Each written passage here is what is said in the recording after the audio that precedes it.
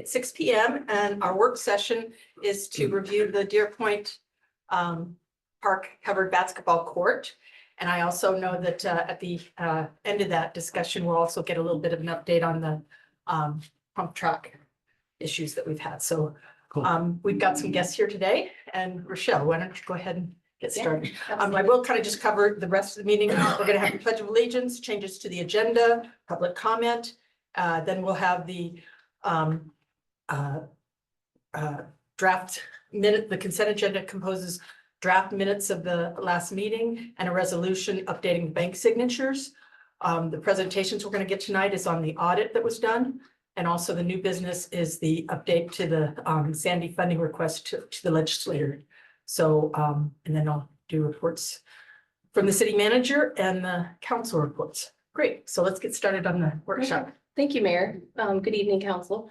We're here this evening to talk about Deer Point and specifically the covered basketball court. And we're seeking direction from the council on whether we should continue to pursue a covered basketball court at Deer Point Park. And for some of the new council members, I just wanted to provide a brief history on how we got to this point today. And so looking back, our first visioning meeting regarding the design and development for Deer Point was actually January 2024, so about a year ago. And in the early planning discussions, we talked with council, the Parks Board, we did surveys, open houses, and then that compiled 3 conceptual designs that we again brought before the Parks Board and the council. So on the March 4th council meeting, council had talked about a desire to have a full court basketball instead of a half court. And so in the final concept, you'll see that it's a full court basketball. And then it was mentioned to explore the idea of covering the basketball court. And so we have been investigating the cost, the size, and bringing it back before council again to hear whether we're heading in the right direction. And so working along with Lango Hansen, they've been absolutely fantastic in the public engagement piece. And I know that some of you probably have not met Lango Hansen, but tonight we have Brian Martin and Kurt Lango. And usually they sit here, but they might present from back there. I'm not sure, but you're welcome to come up if you want. Okay. But they've been absolutely great. So they have a wealth of technical knowledge, and they've helped gather the cost estimates, and we have a slide deck tonight to present for council's consideration.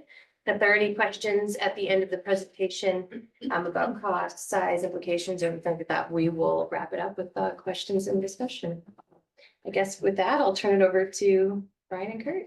Yeah, and you are able to share the slides. Thank you, Rochelle.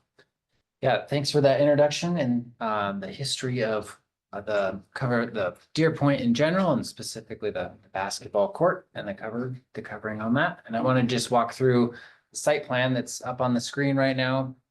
Talk about so this 3-acre parcel for Deer Point. That's Highway 26 there on the left side, the diagonal there. This park is located just south of that. Just very briefly about the park, it slopes to the north from Fawn Street down to the highway. It's about 30 feet of elevation change there. You see a meandering path, meandering in part to keep it accessible. And then large open lawn area, picnic shelter there near where the mouse is at, centrally located play area.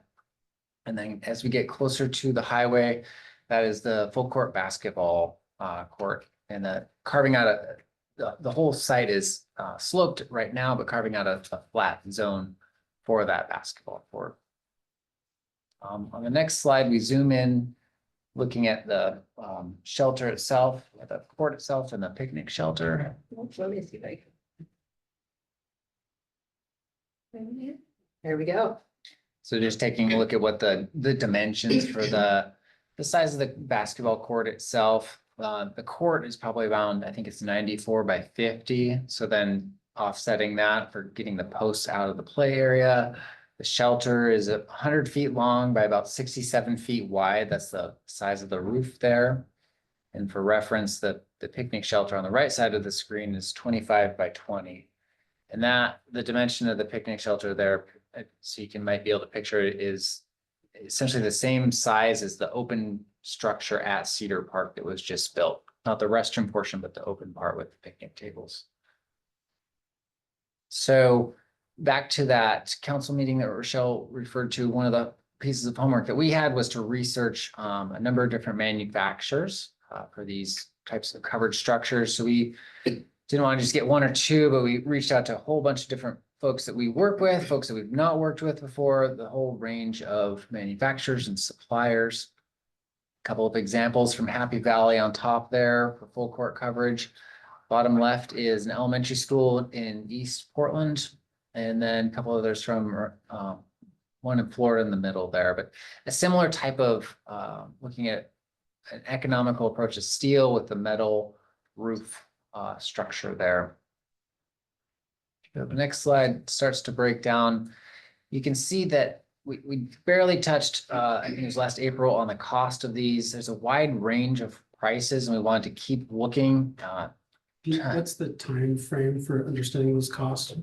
Was it all built within the last year? Those were costs procured within the last month or two. So those are up-to-date costs from the suppliers telling us if we purchase that, that's what it would be in today's dollars. Does that answer your question? Yes, thank you. So there's the two items being the material cost and then the installation cost. And this is just for the structure, correct? This does not Correct. include board? Correct. The surfacing of the court is separately accounted for in the cost estimate. This is to go above and beyond and just for the roof. Just to overhang. clarify on that question, so the 1.5 million that we already have includes the court already? Okay, But not footings. not the covered, right, Not the footings, okay. but the cost of the footings is wrapped into the It does. installation cost. So, the top two costs were what we came across first, those closer to the 600 plus range. Kept doing some digging, came up with some much more favorable relative to those costs anyways. There's a supplier based in Clackamas, so that's the lowest price that we found to date. It's that 217,000 just north of that. So that includes the material and the installation.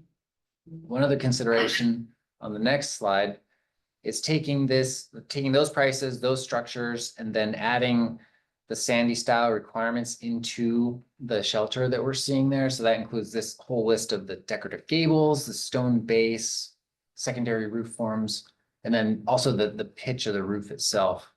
That adding a ballpark of somewhere between $60,000 and $80,000 on top of the price that was listed on the previous slide. It's still a steel structure. Steel truss is not what the wood be decorative. That's right. Yes. Yeah. Great. Well, I wanted just to share some thoughts. I think Brian has done a great job in some of the technical aspects of finding the costs and actually finding a favorable bid that is local. I wanted to just speak a little bit to the size of the shelter, and we're totally independent in terms of the decision making for this, but we do have professional opinions that we just wanted to share with you. We found the very first shelter that was pictured a couple slides ago in Happy Valley that was recently completed, probably about 2 years ago, and it was at a community park. Had a fairly large kind of I think a soccer field, different play fields, shelter, really nice big play area, and I was surprised at how big it really looked. Just the size of the steel members, the roof. It is a fairly sizable structure. And I think just for you all to just consider about this being a neighborhood park with having a covered basketball shelter. No doubt it will be used and enjoyed by the kids, but typically we see these size of shelters, and if you want to go maybe to the next slide, we see them in more community sized parks with the play fields, and they're used not only for basketball, but maybe they're used for pickleball, they're for events, and they become these multi-purpose facilities that draw the community. Here for the neighborhood park, we always see these as places, if you want to go to the next slide, places for the neighborhood, and neighborhood parks are generally for people within a mile a radius of the park itself. So some of these photos and we thought, well, we really needed to look at this three-dimensionally. This is from the highway, seeing the shelter, and some of the other images were from the park itself. So I guess we just wanted to kind of let you know, just to kind of think about this being a neighborhood park. Is this appropriate place? Are there down the line other neighborhood parks where you would think about this in a similar fashion? Or would you want to wait maybe for your larger, I think, kind of sports complex that I think has been talked about from time to time, about that being the most appropriate place to put this? So just offering some professional, a little bit of personal opinion thrown in there, just for you to consider. And I think there might be just one more. Yeah, this is from one of the entry paths, looking at the shelter, the picnic shelter that Brian described, and then the covered basketball shelter in the distance. Can I ask 2 quick questions? Oh, sure. First of all, to maintain the 6 to 12 pitch, like how high is that roof gonna be on something this wide? Like, is there a picture on here that would depict kind of what that would look like? Because none of these. look Honestly, like those 6 are to all 12. 412s. Yeah, So that going to that 612, it adds another, I think it's 5 or 6, just under 6 feet in the an middle. elevation. So starts, yeah, it's like 11 or 12 feet at the gutter, and then it's down. 612 is pretty steep. Yeah, And that's what we were trying to objectively convey, is just that sense of like when you're, particularly when you're on the highway, your experience of seeing the park coming into Sandy, and just the presence of that shelter in the park. And Can I ask a question about, we are losing all the trees up against the highway, right? So, just in part with the regrading to accommodate just a flat spot for the basketball court. And some other just grading considerations for the site itself. so Rochelle, since I understand the neighborhood park issue, where would be our next community park according to our master plans and feasibility of where it would actually go? Mhm. Because I understand the sports complex, but I think that's uh-huh. probably a long ways down the road. And to add to that, like, is there room at Bornstead Park or something like this? Those are both really good questions. A community park, there's several that have been identified in the Parks and Trails Master Plan Right. through different sectors of the city. And it would be identifying and purchasing property large enough to accommodate a sports field, and probably looking at something that would be anywhere between 14 to 20 acres. That'd be a decent sized community park that would accommodate the sports fields. Perhaps phase 2 at Bornstead. Mhm. Bornstead is 5 acres? 5 acres. Okay. A little over 5. I knew That's what I was we- thinking. I mean, phase 2 should be pretty. I don't remember the total layout, but Phase 2 had a basketball court in it. yeah, It did. it just might be a better park to do something like this since it's a little more. 1, it's bigger. Correct, 2, it's yeah. a little bit more of a community park, not obviously the size of Cedar Park, but. Mhm, mhm. I worry about the draw, of a more formal structure that doesn't have parking associated with it. Well, this park doesn't have parking.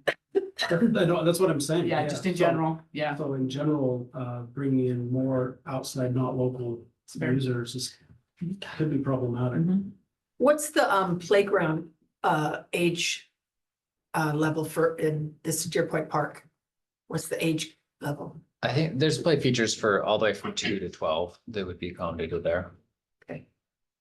And those those features- roof lines would be different than 4 to 12 and the usual sandy stone pitch, is that right? For that, I think that's a 612 for the. For the picnic shelter. Which is obviously much easier to accomplish and less of an impact when it's that much smaller of a Right, shelter. sure, yeah. And those play features reflect the community surveys from the Deer Point That's neighborhood, right. correct? Yeah. What's that? The play features of that park reflect the feedback from the community survey that was done for that neighborhood. Would we need a conditional permit or variance or whatever for the change to the roof line on the basketball? I do want to say as someone that lives next to one, I don't think it's gonna matter as far as parking. It's such a limited commodity in the city that people are gonna drive and park there either way, whether it has a roof on it or not. It might make it a little bit easier. It might get a little more traffic on the rainy days, which would be kind of the idea, get to use it during that time, but it's going to get used from people outside the neighborhood. Was there any discussion or consideration of a half basketball court before we talked about the cover? Yeah, that was the original proposal. Yeah. Okay, because just looking at the mock-up photos, comparing the size of the basketball court with the cover on compared to the picnic area, it seems very out of proportion that I would think the basketball court would be geared towards a certain piece of the population, whereas the 3 picnic tables under the picnic shelter, it would seem like maybe the park space, I mean, if we were gonna consider it, could be utilized a little bit different. If the basketball court was something we were gonna forego on, I guess, or change the plans. Yeah, and that was part of the discussion in the March 14th or 4th meeting. So council had a desire to go from half court to full court. Yeah. And so that I'm not, that probably wouldn't be something that would be changed unless it's the council's back. will. Yeah, so we would Okay. have the full court unless there's a desire to reevaluate that, and we would be happy to reevaluate that. And what you're saying is, if we were to reevaluate that, it's a step backwards in the process we're following along, right? Yeah, and if I don't, implications as far as we've got designs in for review for planning, but I think it would be minor as far as if we went from half or full to half. Then correct me if I'm wrong. Yep. There's some good discussion points on the consideration of Bornstead. The things to also keep in mind, like I said, in phase 2, they did have, I might have been a half court basketball court, I believe. Correct, yeah. And then, but the other thing that's part of that is a parking lot in phase 2. And I believe the parking lot was planned between Bornstead, the community gardens, and that community house. And there's not a lot of room. I mean, there's kind of some fields to the east, I guess. But we've already got the community house there that, you know, our intention for phase 2, once there's a parking lot there, was to be able to rent that out for activities. You've got the community gardens, and then you've got the very busy splash pad, which creates a lot of draw. And so my concern would be that, you know, putting another popular thing when we don't really have enough parking already with the splash pad and all that. Of course, the parking lot, you know, it's not a huge parking lot. It would add some additional parking there, but it may be trying to squeeze too many things into one space there with Bornstead. And the idea that having something at Deer Point kind of, again, provides something for those older kids, you know, in that part of the neighborhood. I am concerned that you know, as much as I want to get a sports complex done, it is going to be, you know, 3 to 5 years out, so at least, so best case. That's optimistic. That's optimistic, exactly. So council, I just pulled up Yeah, the Bornstead Park section of the master plan, and you can see exactly what Mayor Walker was talking about. In the left-hand corner of the screen, the community gardens. I didn't read the text, but it certainly looks like a full court basketball Yes. court that's being proposed there. That's crazy blurry. Can you zoom out, is that less blurry? No, it's just blurry. It's all Okay. good. It's okay. So it shows a full-size court on here. It does. Is a half court the plan or a full court, I guess? I'd have to read the further text in here to confirm that, but visually they're displaying a full court there. And we can certainly follow up with that point, with that piece of information. Yeah, and if we moved forward with the second phase of Bornstead, it would be very similar to how we approached Cedar Park and Deer Point, where we take the concept, we review the public engagement that got us to this concept in the Parks and Trails Master Plan, and then of course we would go back out and solicit input and go through that whole public engagement process again, so. And then did we engage the public about the I covered was just gonna ask. piece? No, Or was it just the basketball? I don't remember that conversation as well. Do you remember? I don't remember either. Engaged Deer I Point. think was we either- added that after. It was either Was- the full court or half court. We did Remember ask that. that question. Yep, I remember There that. I was a just don't desire remember for if we a full asked- court. I don't remember if we explicitly asked the community about a covered basketball court. So- I don't think so. I just want to say an opinion on former council decisions versus current council. I think it's important for us to honor former council decisions so that we don't end up with this every 2 year whipsawing, where things are totally going one way or the other. And from that regard, I feel like the full court was a decision. The cover was bring us back some prices and we'll Mhm. talk about it. So I feel like that's completely on the table. Mhm. What I couldn't remember is when they did the community Yeah. engagement, was it discussed with a covered shelter or? Yeah, not? I I don't remember know. the full That- court and that's half good. court being full Yeah. court. And we did bring this item to the Parks Board. And it was part of the discussion of the concept. And there was a general feeling and thought of this could be a good idea, but there was some discussions talked about the budget and concerns about the money that's been allocated towards the park. And then the subject of would this be a better fit at another park also was discussed. So that's what the Parks Board reporting back to you with that side. Yeah, the money aside, I mean, if I put myself knowing exactly where this is gonna be in that neighborhood, if I lived in that neighborhood, I don't know that I'd be super stoked for a big covered area. Because of the traffic it brings in or the fact that kids will be banging a ball all day long. All the above.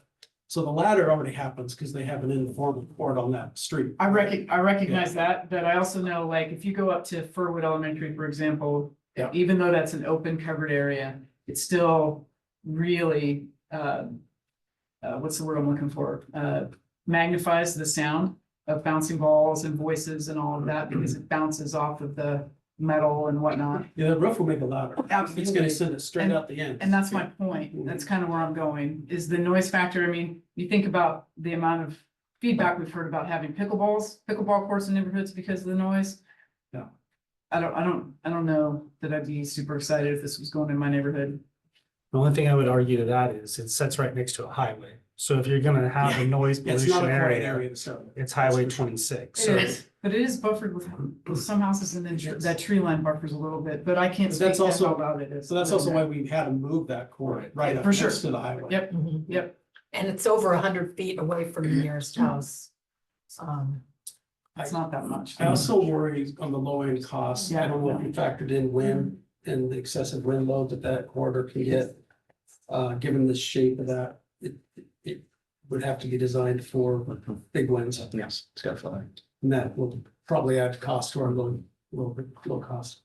I think the challenge that I've heard from folks is that we do not have any covered, use areas at all in Sandy, other than the playground, something at the schools. And so, We tore down the middle school, they had the only sort of. yeah. And so I do feel like, having some, the other basketball courts that we have are not covered and having that, having something where folks can play through the rain and we have such a long rainy season here. I just think if we can get it, closer to that 200 level, I feel like that's not it. Now, this would be done next year, so that would be in the new budget, right? Yeah. Correct. So if we're not looking at the $600,000 stuff, I feel more confident that we can come up with the funding between the SDCs. But the two next parks that we're supposed to be developing is Champion Way and Ponder Lane. And so neither one of those would be a good option for this kind of a feature. So that's where I'm a little bit mindful of, if not here, where, I don't know what the timeline is on phase 2 compared to the sports complex stuff. I kind of, I can't So remember. if I had the numbers without including the 80,000 pop in for Sandy Style, which includes the roof pitch changes. So we're looking at 300,000 minimum, that's our starting bid then, right? Yeah. And then whatever else we add into it from there. And you would feel confident 'Cause going? It's no, 217 plus 80. Kathleen's got that, Yeah, yeah, and why do we need to, the Sandy Style. yeah, I guess I'm a little bit hesitant to say we have to go with Sandy Style just because it's a basketball court. thing, and it's not. Yeah, I think there's a level of reasonableness, right? Maybe you incorporate the timber aesthetic and that sort of thing, but don't incorporate the roof pitch modification, and you kind of get middle of the road in that cost. We'd have to refine those numbers some, but I certainly think there's a reasonable approach to how much sandy style needs to be incorporated in this. Visually, yes, it should look Oh, sandy yeah. style, right? There should be timber, it should be beautiful to look at, not just an ugly steel structure. Mhm. But finding that middle ground of a 4 to 12 or 6 to 12, and how do you incorporate that and shave off some of that cost, I think is a reasonable Yeah. request or approach that we could look What- into. Because we had this conversation, we were doing the covered structures for the local businesses. Mhm. And we did make some modifications for a few. So I would want to be careful about making modifications for a city project when we made businesses toe the line on sandy style. I think that's the rub is Mhm.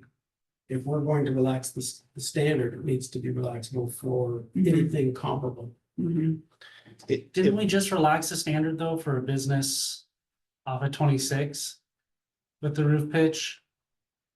On a manufacturing business? I'd have to look into that. I don't recall off the top of my I feel like head. we did. But I think part of the, concern around the covered structures when those were built is that they were smack dab in the middle of downtown and very visible. Visible, This is gonna be visible from the highway, but it's not in the downtown core. It's removed from that commercial center and in more of a neighborhood, so. Point taken, I think there's just room to have that discussion of what does the council feel like needs to be incorporated there and what can be modified slightly to make the project go forward if that's the ultimate goal. I also Yeah. think the sandy style at a 6 to 12 pitch is gonna look weird on that structure. It wasn't It- a it- style that works on that big a building and that Yes. form factor. It looks Yeah. good on the It's picnic steep. shelter I mean, right that's a here. steep roof. It looks really good on this picnic shelter. I think on a structure that big, it's gonna look really weird Gargantuan. Yeah. Yeah. with a bunch of wasted space. 100%. One of the things I kind of was asking, because I know one of the issues was, that idea of wrapping the posts with stone and all that, and that becomes kind of a safety hazard when you got kids Yeah. running around. And so I was kind of suggesting that obviously it could be a lot of different things, but the possibility of kind of putting like a little low stone wall kind of around the outside of the footprint so that, kids could kind of sit on the little wall, just seating level, and you've got that rock wall And identifier, that then feature. wrap the metal post in something that you can run into. Yeah, whatever, Mhm. yeah, Custom there's tape. is protocol for that kind of stuff. But that would kind of give you again, that feel of sandy style and incorporating any of the wood or the black strapping and stuff. Do we have the money to move forward maybe with just the court portion of phase 2 of Homestead? I mean, it depends on the outcome of the council goal setting session. One of the things we're working on right now is mining and addressing some of the accessibility, the trails, the stream restoration, the safety issues with Fantasy Forest. There's a limited pot of money when it comes to system development charges, and this 1.5 that's been allocated towards this project did come from SDCs. Plus, we just completed Cedar Park. So any of the additional funds as we project would be based on council's goals. If we wanted to address mining, that's where those SDC funds those reimbursement fees would get, if council wishes prioritized. Having said that, it's a little tricky to project SDCs for the next biennium, and that development can be fickle, and so I'm not really answering your question because I don't know the answer to it. And that's an okay answer. I'm totally Okay. fine with an I don't know. There's Yeah. nothing wrong with that. Yeah. Yeah. I think the one thing I would add to that is that we could certainly look and identify funds to prioritize a covered basketball area somewhere else. If it's not at this park, maybe it's at Bornstead. But it's gonna come at the cost of another project, right? Sure. It's gonna be delaying the ADA But I improvements mean- at Meinig, or it's gonna be, Even if we move forward with this, it's gonna come at the cost of another project, right? Yeah, We don't 100%. have the- it's not I mean, funded. part of- It's not funded, so we don't have the funds, so Right. something, it has to come from somewhere. So I think, So, yep, there's 200,000 still remaining in council's contingency that hasn't been allocated yet, so that could certainly go towards this if there's not other priorities. That's a policy decision that, you know, we can talk more about during goal setting or later this evening. But yes, to your point, Counselor Smo, what there, I mean, it's gonna be at the expense of something else if we were to fund the entirety of this out of SDCs, because there's likely not enough that we can, you know, count on with 100% certainty to develop and prioritize $300,000 for the structure and still do the other improvements that are, I think, that need to happen. And I'm reluctant to kind of move forward with a basketball court without going with the additional parking, because I know parking at Bornstead is a big issue with the popularity of the splash pad and all that. You know, you get a lot of folks just out, even outside of Sandy from the mountain and everything else coming over for the splash pad. And so I guess I feel, you know, fairly supportive of, you know, doing a covered structure again, if we can kind of figure out the costs, right, to meet our standards for Sandy style as much as possible, and give folks on this side of town, you know, a basketball court that they can play year round in. Are you supportive of the coverage structure at Deer Point? Yeah. Okay, Yeah, I just want to clarify where you're talking. yeah, because it's just, you know, I mean, there's It's there. stuff at Timberline is the closest other park, right? And what's your sense of use there? And I would say almost every It's busy evening regular. in the summer, it's in use. Yeah. And it's from people, I mean, adults to kids are out there every, I think there's a demand for it. absolutely. But the demand, so to that point, that's not a covered one and the demand's there. So if we don't cover it, we just go ahead with the funded version. They'll use it and it'll be used most of the year unless it's just like the skate park, unless it's just miserably wet outside and they'll go home and play video games. It gets used either way, but I think we miss out on a large, you know, I think if we lived in a more humid or less humid climate, it would be more feasible, but during the winter time, that doesn't get used as much, and obviously it has to do a lot with the weather and the rain, and you know, these things get slick, stuff builds up on them. That slimy water from shoes and stuff, so yeah, they just don't get used as much, obviously, for obvious reasons. So yes, the demand's there, but I think there would also be a bigger demand during the times when I couldn't. Probably get a lot of Timberline folks over to this one if it was covered. I know a kid that would go with it. yeah. I would love to have a covered basketball structure. I just don't know that I like it in its location. For a couple of reasons. One, the proximity to the neighborhood itself. Two, just the general size of it. I'd be curious to know what residents in the neighborhood, how they feel about it. But then lastly, that neighborhood is a parking problem already because it's a public, well, it's also, help me out here, chief. It's a public safety nightmare going around those corners with a patrol vehicle, fire engine, because of all of the street parking. Yeah. So when you add more street parking, I have some concerns for the ease of access in the event of any type of emergency at that location. So Can you tell me of a road in Sandy that doesn't have that issue that we can do this? I can tell you that particular neighborhood, trying to make that corner, I'd have to look at a map at exactly which road is next to impossible in a fire engine if there's cars parked on the curb. Well, Meadow doesn't have, I mean, they rarely, if anybody, rarely, if any, have parking along the park land. Can I ask a hypothetical question for our parking? What do we lose if we were to put a angled parking and eat off of Meadow Avenue? Can you go back to that plot That's a good question. of Meadow Ave? It's the first big plot. We showed the site plot. If somebody can share that.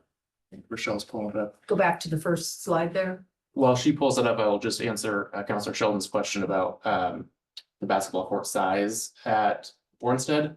The photo in the master plan shows a full court, but the text specifically calls out a half court. So we could measure and see what would fit there, but there's some conflicting information there. I'm gonna rely on the text more than the photo, I think, to answer your question about what the original conceptual plan was. So if we wanted to address some of the parking, could we eat another a one lane, basically going another 8 feet from where that road ends. And put pull-in parking, on an angle, pick up, Is that right? I don't know, probably 20 spots along there, going down the hill. Cause that does, so from Fawn Street, it does drop down, but it's not too steep. I don't think it's too steep. You couldn't put pull-in parking in there. So And currently, it's Antler to Meadow is the two roads that I'm referring to. currently there is parking on the park side of the street and we have approximately 20 spaces. Nothing is striped along there. But it's not But- pull-in, it's. No, it is, Right, so it is if we switch parallel. to a pull-in, we'd probably double that, correct? Well, Well, maybe. No. yeah, I think maybe you might get another 10 spaces down there, but right now, with what is built in the right of way, we're keeping the existing curb and then just putting in a sidewalk. So there would be an additional expense for putting a pavement and redoing all the curb work, but That's you, fair. yeah, you pick up some spaces, yeah. I just throw that out as something maybe we consider. But my experience, and I've, kind of driven over there quite a few times, but it's not like the west side of Meadows Avenue is parked out. There's, a few cars out there parked in front of the homes, but, quite a few of the homes are, either fronting on Fawn Street or on Buck Street. Yeah, so, You're right, most of the homes, other than farther up towards Fawn, don't front Meadow. But as to Lori's part, once you turn the corner, it's RV City It is. from that corner. over on there down. when Meadows turns towards Antler, Yeah, yeah, so yeah. it doesn't take much to think that it could fill up and get nasty pretty quick. If we did put the parking, we'd have to maybe even think about a parking regulation there, no, 2-hour parking Okay, during curbs hours. or something. That's a good solution. Do we have a consensus? I'm not sure. Thoughts? Christina? Counselor Brent's here? You have thoughts or? Counselor Hanley, either one of you? My thoughts are that I think it's needed. I wonder, is there a way that we could do the full court, install the footings and then wait for phase 2 to do the covered? So that way we have the basketball court and then we can add the cover later. Well, what's I the, support that. what's the timeline on building this out? Just clarify. Yeah, we're thinking spring 2026. Yeah, next summer and end of fall, grand opening of 2026. Okay. Fall 2026. Yes, It's yeah, almost- next year. 2027. Yes. It'll be Okay. like September, October, 2026. And yes, just to answer your question, yeah, you could install the footings now so that they wouldn't have to get in there and excavate and put those in. And then just wait for a future phase if you wanted to put the roof on. Okay. I like that, Mayor.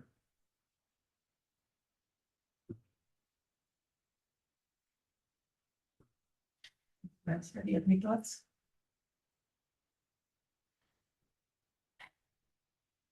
I think my hesitation would be if we kept the pitch the way it was. Just the size of it and the view of it from the highway. Mean the 612. Yeah, yeah, and the cost. The question I had was the estimates are, there's a huge range of difference. Would we be okay trusting the lower estimate? Is it that low? Is it that much less because it's local? Or are we giving some things up on materials and labor and time if we take the least quoted estimate? That's because there's a $400,000, $450,000 range. That's a huge range for a difference in, and basically just one of the quotes is below 300,000. I'm a little concerned with what that will look like with that. That's a fair Contractor. question, and that's kind of one thing that we were thinking of when we were doing this research, is there's a couple that were lower and then there were a couple that were significantly higher. And So I called them back and said, hey, are you sure about this? These are the parameters and these are the dimensions, and actually said, we're getting these other numbers from other folks, and confident they're part of a national company and they're the local supplier for that material, but these are being built. It's not just local, some guy out of the back of his pickup. This is a Right. reputable business. We share your thought pattern on this. And Yeah. so they stood behind those numbers and they had examples of work locally, that it's a product that's not just local, but it's being installed around the country. Okay. And the outreach to that particular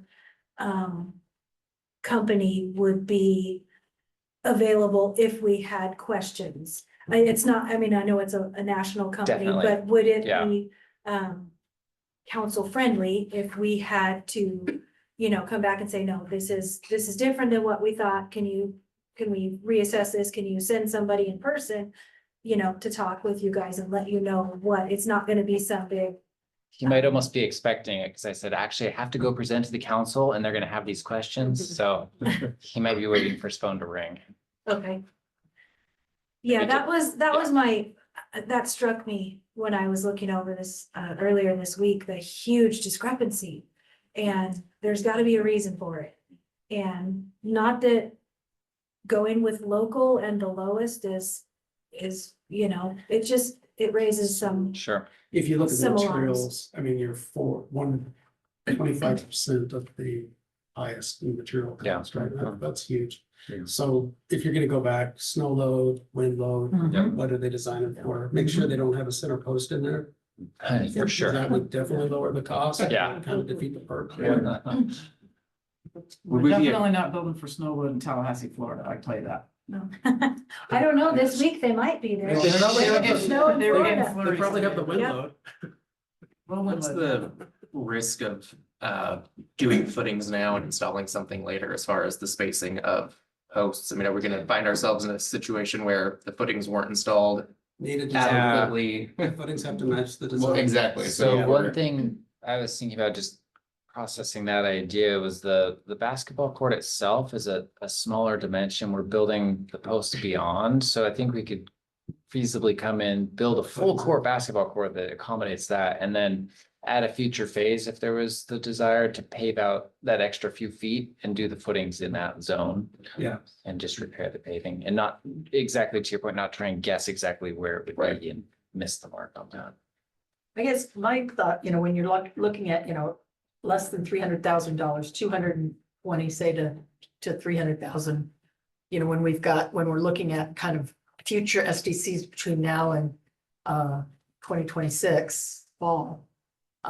Plus our budget. I don't feel like it's that much of I hate to kind of say phase two because, when we did Cedar Park, how that those future phases happen, like look at Bornstead. And I would rather just kind of, get it all done. If it was 600,000, I probably would be right in line with you as far as let's look at phase two, but when it's, less than 300,000, I'm more feeling like, let's get this done and, go on to the next park that needs to, for Champion Way or whatever. Instead of having another phase of Deer Point hanging out there, just because these guys have been waiting for a park for like 14+ They're years. still gonna get the park. Yeah. They're gonna get their park no matter what. Yeah. They're getting a park. And these covered structures, even with the footings, if they come in, we're not talking months of construction. It's gonna come in and go up pretty quick. Right. One thing I'd like to have a conversation though, and I'm sorry, Jeff, I've been trying to find it up here and I'm not finding it. But I felt like we talked about, it was the business. It's the one over on 26 off of, I think that's industrial, that kind of cuts back by Weimar. There was a manufacturing company that came in there. And I thought, huh? What is that? Canal. Canal's been there. No, they were, I'm almost positive they were, I seem to remember a conversation that we had about an exemption to the Sandy style on the pitch, specifically to the pitch of the roof. Are you talking about road fabrication, That might have been it, yes. which was, Oh, there was a right. zone change considered, and there was some discussion about the design. I don't know, Right. there was actually a design review approval. Okay. And I'd like to have a bigger conversation about the pitch of the roof. I know it sounds very trivial, but I think it's gonna look really weird. To Don's point, I think it'll be a kite in the wind. And I think it'll be for lack of better terms, I don't think it'll be a good use of our money to put just for the pitch. I like all the beams and the other looks, but I'd like to have a better conversation before we go spending a bunch of money on the pitch or roof, because I think that's gonna add. Correct me if I'm wrong, please, you guys are the experts, but I think that's gonna add a significant cost to the project. But we're The talking price is, just to read, I'm not opposed to changing the pitch. What's that? Are you talking about this pitch? That's not a 6 to 12 Right. pitch show. So, but I I thought, think that looks better. right, I But thought. that's not what it's gonna look like. It's gonna look like That's this. that's a 412. Yeah, that's about a 4 A to 6 12. a 612 is. Right, but steep. I'm confused. Everything you've showed us is 412. Yeah. correct. And that's what's proposed and costed out, right? That's what's costed out, and then there's just that one slide that deals with, those are Yeah. showing 612 Right. and Right. a number associated with some of those costs of Yeah. achieving So the sandy I'm style. But assuming that our proposal is a 412 with, the costs on that one from all the different suppliers, those are all 412s. But to meet Sandy style, it'd have to be 612, correct? Or get. Or to get variance. various approvals. Yeah. Yeah. Various approvals, yes. Right, So just like that's- anybody else would. Yeah. Yes. In the process for that, and I'm sure that this is something you all are aware of, but if we have not put the covered basketball shelter through the planning process yet, so it would follow the typical process where we would ask for those variances. And then the 60 to 80,000 was including that list of sandy style elements, including the stone veneer wrap, the pitch of the roof. So just, that includes the pitch of the roof, but if we weren't gonna do that, you could use some of that money on other features like this rock wall or something. And I- Well, no, that would go I- back to the Or just cost. reduce the cost. Yeah, I would of reduce, the yeah, sand the roof. style. I think it's Of the covered area. important. What the mayor said earlier about that safety factor. Putting stone around posts next to a basketball court isn't a good idea. Yeah. So we'd have to do something different. That would be something we'd have to ask for. There would certainly need to be a handful, well, I don't want to say handful, but several potentially variances that we apply Incentives. for. I love To saying style, ensure- but, you know, protection of life, property, and liability. and 100%. Trumpet, I think. So, And weighing, the public benefit of this project as opposed to a private business just requesting a variance. There's a different level of variance potentially. It's a policy decision, of course, but something that benefits the public may have a more justified reason for a variance than something that's just an individual business owner seeking to not incur additional costs for that stylistic building. I'm less convinced. There's also pretty good screening from the highway, at least going west. For this, I mean, obviously the elevation, but the picture that you show has no trees in it virtually, so It's a great spot for graffiti. if you just go on Google and do street view, it's. But I thought you said we are losing the trees. Where are there. those industries? All of it, yeah. Trees. Cause you still With have, the- with the you still have them on regrading your there. drawing. That clump on the The highway it- side? the They're far not- northeast section of the park. There's some Yeah, that were, At the very northeast. yeah, Yeah. those are newly planted trees there. Oh, in the northeast corner? Mhm. Oh. And then all along, there are some existing trees really close to the basketball court, but those just with the regrading. We've looked and looked and looked at trying to save those, but it just isn't feasible. You say it wouldn't be feasible It's not to plant feasible. trees on that slope? Yeah. Okay. Well, do we have, I don't know that we have a consensus. We're kind of line us all up and we're all pointing a different direction. I suggest something. It feels like everybody's in favor of the court, leaving the full-size court, that felt like we're there. It feels like we have some hesitation because of budget and we're going into a budget cycle. I wonder if bringing this forward in the budget cycle and getting a final decision as part of budget, or how far, at least as far as supporting the budget. It's only pushes this out 2 or 3 months, I think. Would that mess you up, Rochelle, having kind of the final decision? I mean, I would say definitely include the footings, like, Well, or House. not, I think the suggestion is probably more prudent to design it so that you can have the footings without tearing up the core. Yeah, And yeah. that's an option? Yeah, You would just add on the outside of the court, because the court's large enough, self-contained, and then you do the footing in the court, the cover after. And That way you're expand. not locked into a design or any. And would that be an additional cost to the actual court or the cover, the footings, or is that? That's a good Included. question. So in the cost estimate right now, the court is sized to be the full build out. So it'd be a slightly reduced amount of asphalt and surfacing in the original or in the revised plan. But I guess I'd rather, spend a little more money to get it, if that's if that's one of the options, don't go back and add asphalt, 4 feet or whatever it is, additional asphalt after the construction. We would have to commit to a design Well, right now. what's your timeline for contracting? You guys are the experts on the schedule, but if you want to answer that, but I believe that this would work because we can wait till the budgeting cycle because we did not include that in this land use process right now. We held off on that, knowing that we could bring it back Okay, depending on what the policy was. So as far as timing, we would have a buffer of time for the council to make that decision. and to respond to your concerns about what's the neighborhood think, what is some other, what the other residents think? That's something that we could also gather. Could certainly do another Yeah. survey of Yeah, that a little survey. neighborhood to, They would weigh in. Gauge their with, interest. Planning with the approvals, right? They would have to weigh in depending on what variance is requested. yeah. So they're gonna get notified. In the meantime, can we field trip out to this Menlo Park Elementary School and see, I mean, this is the one that we're looking at, right? That we're, Mhm. When was that put up? Just recently? I don't have a date. I can Okay. definitely get that information though. Okay, great. Where's this one at? The Clackamas one? Menlo. Menlo Park. Menlo Park is in East Portland. I think it's Oh. David Douglas District. It is. Is it any different than the one in Happy Valley?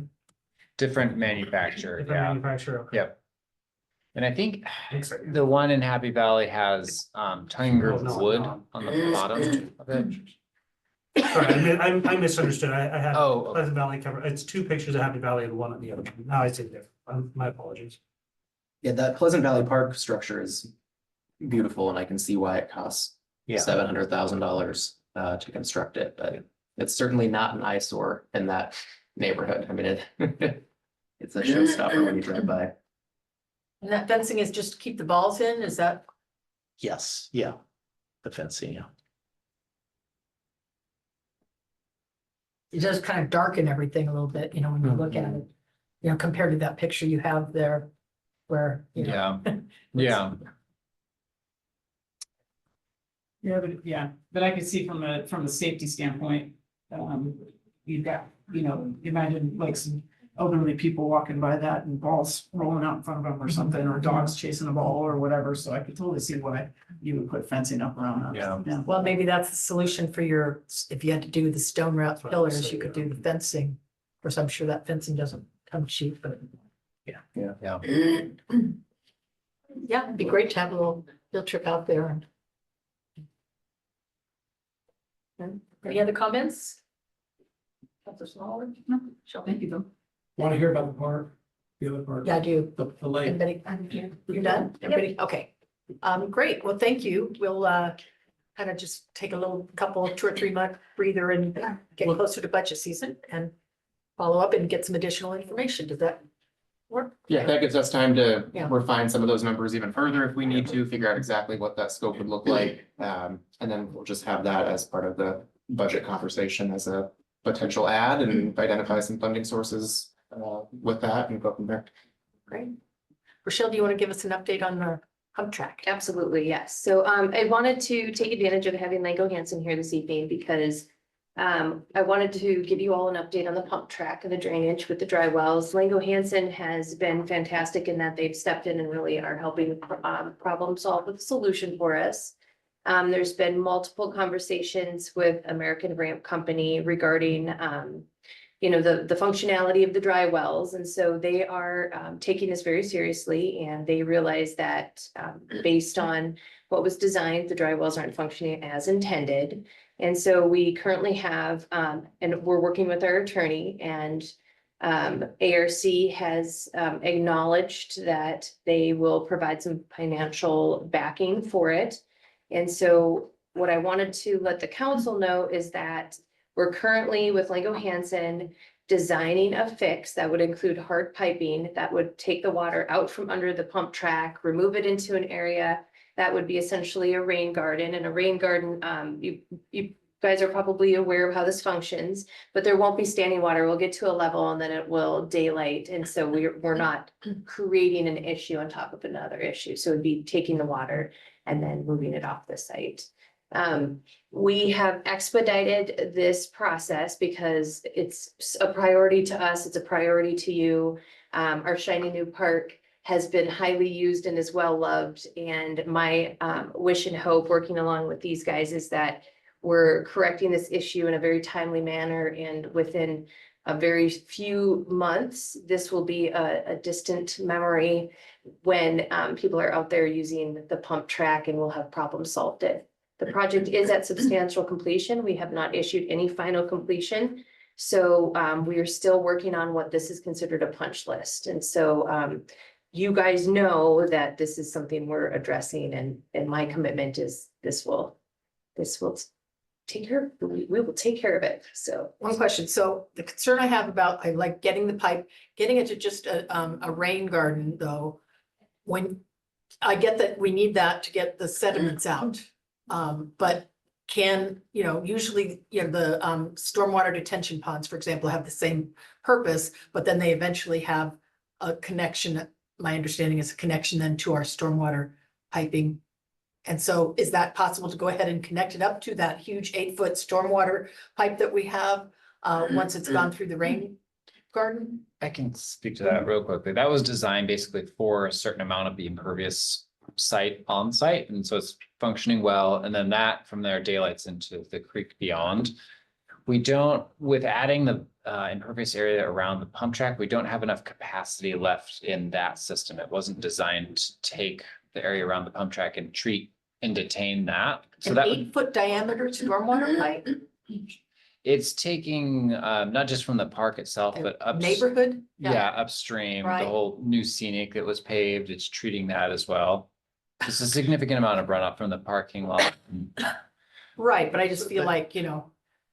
we paid for that thing. Yeah. And the Okay, fact that great. our pump track, the major feature in our park isn't, everybody else gets to use it, but we're, lowest man on, that doesn't seem Well, really right. we, but- we will, but we will be putting an outlet into the creek, but it will be in a different location. So we won't be connecting up to that existing system. But when we pipe from the pump track, we'll be piping across the field, the northern end of the field. And then there's the trail that connects down to your new trail down the slope. In that area is where we'll have the stormwater garden, and then the outlet will be down into the creek. And so in some ways, it's almost less expensive for us to do that rather than trying to tie in and upsize that existing But system. the skate park's connected to our stormwater, right? The skate. Yeah, it goes to the pipe. The Yeah, bigger part of the effort is actually, I mean, if you can visualize all the mounding out there is connecting all those different areas. It's not so much the rain garden itself. Yeah. It's actually, working, threading the needle through all the mounds and below all that delicately. Right, So, but I remember going out there, when the American Ramp folks were just first out there, and I talked about the idea of the general contractor has to put in all the conduit for electrical and the stormwater drains and all that, and then they have to know what your low elevation points are for the whole thing so that they can kind of tap into that. She goes, oh yeah, we coordinate all that. And so when I heard that there was no Yeah. connection, I was not happy. So anyway, I guess I feel like you guys got a solution, so we'll just kind of go from that. Any questions? Why aren't the dry wells working? Yeah, I mean, that's a great question, and we're I mean, actually they're a pretty still, simple idea. wet yeah, wells, I think. yeah. It's clay soil, it's compacted, it's clay soil and the Were water, and they're saturated. Yeah, but they're Were they the designed for wrong clay. solution? Were they inadequately sized? What happened? That's what a dry well is designed for. Yeah, we're in discovery mode right now to figure out how that design, we're working with ARC on, they designed it 5 by 5 by 5 and suggested that the dry wells are replaced for the pump track. And so that's what we're working to figure out how to correct it. And the 100% correction is to hard pipe it. Yeah. And so instead of trying to make the dry wells or remake them or just design them in a way that they do work with the off chance that perhaps it might not, we're taking the route of let's fix this for the duration of the life of this park. So I know that's we're hard almost piping. out of time. I have a quick question. The work you're going to do to correct the problems, obviously, if there's a pool of water on the track, it's inaccessible for the most part. Will the work, while it's being done, eliminate some use of those parts of the park? Will it limit what can be used at the park during the time of correcting the problems? Yeah, we would assume because they'll be using heavy equipment and if it was being used, there would certainly be conflicts. So I think the most prudent and safe thing to do is to just close that off. But again, we've met with the contractors a number of times out on the site to really get a feel for how efficient and economical we can be in terms of the work that needs to be done. And you're assuming that it's gonna go fairly quickly from here. So we're not gonna be in June and still trying to get this. Absolutely. So not. by the time No. the weather hopefully gets Yeah. better. And you're continuing to pump it out as needed? Yep. Great. Correct. Okay, thank you The guys dry so weather has much. been Wonderful. helpful for that So- pumping issue, certainly. So I have some questions. Obviously, the pump track was not designed to be underwater. And now that it has been, the fear is it's compromised something. What is our warranty? And how do we make sure that we haven't shortened the lifespan because of what I see as a vendor failure? We had a conversation with the American Ram Company about that specific concern of ours. And any of those issues fall under the warranty. Which is how long? Oh, gosh, I don't know off the top of my head, and I hate to, Can we I trust them recall- with the warranty though? it's like a maybe. With what has I don't know for happened sure. with the construction of the track? Is there word on their warranty gonna hold up? Or are we gonna have to come and have another company come in and correct it? I think that is one of those financial considerations that should be considered for extensions of that warranty and assurance that it lasts its intended lifespan. Sure. All right, well, Follow up with we're that, kind of over absolutely. time, but I would like to say that when we have our goal setting and Rochelle's here, we might just cut out a few 10 or 15 minutes to kind of follow up. She can kind of find out more about the warranty and any other issues, questions that come up, we can deal with them then. Would that be okay, Happy Rochelle? to do so. Yep, Okay, absolutely. great. Thank you so much, guys. You're doing a great job. Thank you. Thank you. Thank you. All right. Now let's get back at like 7:10. I'm gonna call the meeting to order. Let's start with the pledge of allegiance. I pledge allegiance To the flag of the United States of America and to the republic for which it stands, one nation, under God, indivisible, with liberty and justice for all.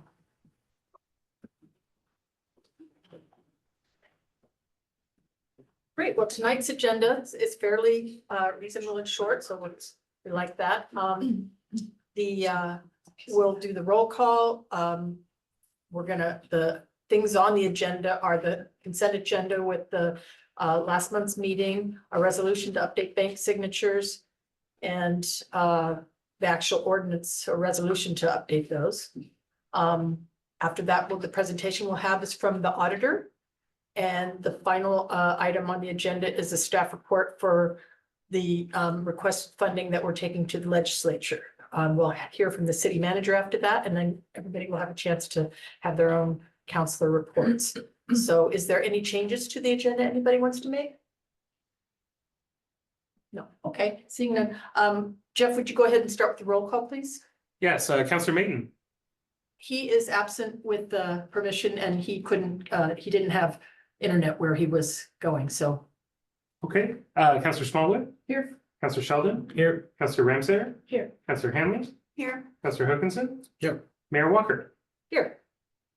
Okay, we have some responses from last month's meeting to the previous comments made? Do you want to go ahead with that? Yeah, thank you, Mayor. There were 4 comments made at the last public meeting. 2 of them were regarding the same property at 38091 Sunset, the old church that's over there.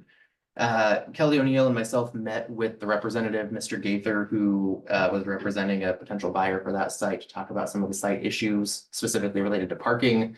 Let's see, late, not last week, but the week before that.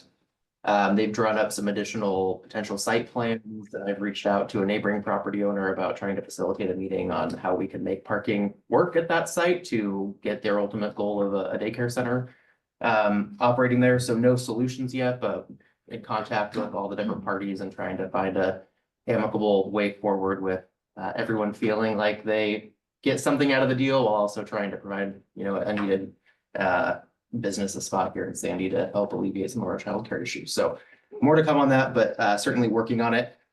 Thank you, Tyler, for doing that. Yeah. Because again, I spoke to the potential buyer at length and understood her frustrations. And sometimes it's just one, feeling like you're heard, but also 2, that somebody's trying to point you in solutions. Yeah. Instead of just feeling like, well, this isn't gonna work, sorry. Which Yeah. I think was the takeaway, whether that was the intent or not. Yeah. I'll say that's certain. no, but thank you. Absolutely. for That doing certainly wasn't the intent, although that is a very tricky site. It's a narrow lot, doesn't have a lot of street frontage. You've got a neighboring business and parking lot next to it that's got some challenges with the layout there. And so it's a work in progress, but we went kind of back to basics and just sketched it out on a piece of paper. And what if you did this? No, what if you did this instead? And Yeah. came up with something that might work. So Well, Fantastic. I love that attitude of what can we do Yeah. as opposed to here's all the things you can't. Yeah. One of the other members that provided or attendees that provided public comment was from the Clackamas Fire Board. I don't really have a response to that because it was more just saying hello and congratulating a couple members on their election. And then we did have one additional comment from Kevin Moss regarding some parking issues near Gary and Langenstand. The police have followed up on that issue. They've gone out to the site. There was one issue happening at the time they were there. Code enforcement followed up on that. Going to continue to monitor the site and make sure that the sight lines and parking is not becoming an issue. But for now, I think we're good this week. We'll see if parking maintains, but it might be a great category of painting the curb, to your point, Councilor Smallwood, in the future. If we do that in some areas, make sure that we keep those lines of sight open so there's no traffic issues there. Great. Thank you very much. Next on the agenda is the consent agenda. Mayor, I'm sorry. I'm sorry. I think we did have one sign up for public comment. Oh, okay. Okay. Yep, I'm sorry. Yep, okay. That's right. Okay. We did have one sign up and we have Ben Coster. Is he on? We do have a Ben K in Yeah, a Zoom sounds meeting, like so the guy. Yeah. Mr. Very Costa, good. you should be able to unmute yourself now, and please state your name and address for the record, and you'll have 3 minutes. So my name is Ben Coster. I'm in Boring, Oregon. Do you need full address? If you would, please. Yeah, yes, sir. Yeah, 27680 Southeast D Street, Boring, Oregon, 97009. It was just, I think you guys covered it, a lot of it in the parks meeting previously, but I do want to say thank you guys for creating great parks in Sandy. Both Cedar Park and Bornstead Park are amazing parks for the community. So I just wanted to say thank you all for doing all that. Yeah, I was just trying to get more support for, or a better understanding of youth sports, support for field access and whatnot. I'm with Sandy Cal Ripken, and we've struggled a lot working with the school district for field usage. And so it's like I know that there's a lot of other community usage trying to get field space. And it sounds like that's in the future plans for you guys, and I am grateful for that. I do think the covered structure sounds amazing at Deer Point Park, and it would be a huge benefit to the community. So yeah, if there's any possibility of that happening, it's awesome and appreciated for all the community to gather around and have dry space to work. So yeah, that's really all I had. Thank you. Thank you, Mr. Coster. Appreciate those comments. So next on the agenda is that we will be doing the consent agenda. Like I said, the city council minutes and the updating bank signatures. Anybody have any questions on that, or somebody ready to make a motion? Make a motion to accept the consent agenda. Second? I'll second. Okay, I have the first motion by Counselor Smallwood, second motion by Counselor Ramsayer. All those in favor say aye. I, Opposed? Unanimous. The next motion passed. Next is presentations about the audit. Thank you, Mayor. I see Colleen Belford is here on the line. It looks like you drew the short straw, Colleen. Tim must have signed off and turned it over to you. I think he's just having a little bit of technical issues and he should be with us shortly. Okay. Well, I'll introduce you and Tim, and we'll just wait for Tim to show up here briefly. Tim Gillette is the managing partner at TKW, who's our auditing firm. Colleen's who I work with most often, intimately involved with our audit process and all of our financial statements and all of that. I guess I could talk more and more about our relationship, or if you want to just take it away and get us going, I'll turn it over to you. I can get us started at least. I know I was going to do this part of the presentation anyway, so I want to say to everyone on the council, thank you for your time tonight and for taking some time to let us present the results of the financial statements and of the audit of the financial statements. We know your time is valuable, and this communication is important, so we appreciate you making the time for it. I also want to give a big thank you to both Tyler and the finance team, the staff on the finance team, because without them, we couldn't have done this. I mean, they put in so much work to make sure we have everything that we need, and they've just worked extra hours for the whole audit process. And that was at a time that Tyler didn't have any help either. So thank you so much to the team for everything that you've done. And I want to formally recognize you for having done that extra work. So what you'll see as part of the agenda packet for tonight's meeting is we do have two sets of financial statements attached and the single audit report. I am going to go over the city financial statements first. That document is called the Annual Comprehensive Financial Report. And I'm just going to do sort of a high level of it and the key parts that are part of that, in case any of you are not familiar with financial statements, or you only get this presentation once a year, then you can see what we would think you need to know as part of our audit results. So as part of the financial statements, the first section is really an introduction to the city and an introduction to the operations at the city. And Tyler does a great job of putting all of that together. And then we get to the financial section of the financials. And the first report as part of that is our independent auditor's report on the financial statements. Those cover governmental activities, business type activities, each major fund, all the remaining governmental funds, as well as the notes to the financial statements, which are an integral part of the financial statements. This year we've issued, as for the fiscal year ending June 30th, 2024, we issued a clean opinion on the financial statements. And all that means is that we agree that the financial statements as they're presented are materially correct. So what you're seeing is fairly stated in all material respects. There is a little bit more information as part of this report, including responsibilities of our team, the responsibilities of management, and some more information over the other schedules that are presented as part of the financial statements and any opinions that we have or don't have associated with those reports.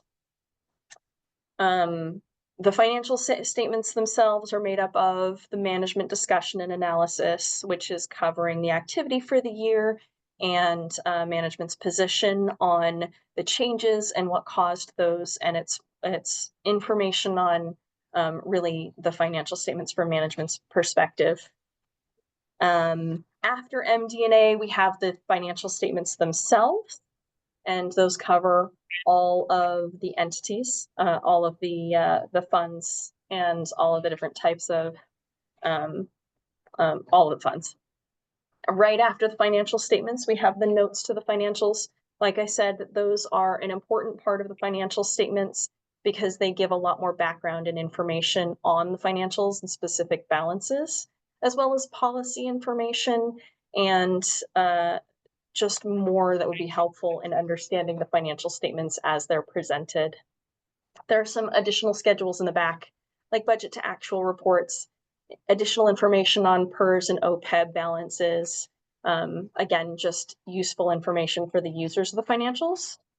But the last piece that we present as a report on the city's financial statements is our report on compliance on internal controls over financial reporting, and that's in regard to Oregon state regulations. So ORF.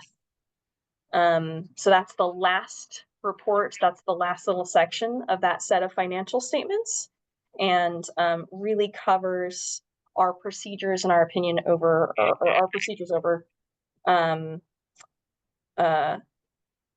minimum standards for audits of Oregon municipal corporations. We didn't see anything that would indicate that the city is out of compliance with those regulations, so no issues there. We did, however, identify deficiencies associated with the internal controls environment. Specifically, we identified it was 2 material weaknesses and 1 significant deficiency. Those we're going to go, there's a more detail about those deficiencies as part of the single audit report. That's where that reporting comes through. So as soon as we go through that report with you, then we'll have more information on the control deficiencies. This is just identifying the fact that those existed. So that's everything on the city's financials. I'm going to pause to see if anyone has any questions. Okay.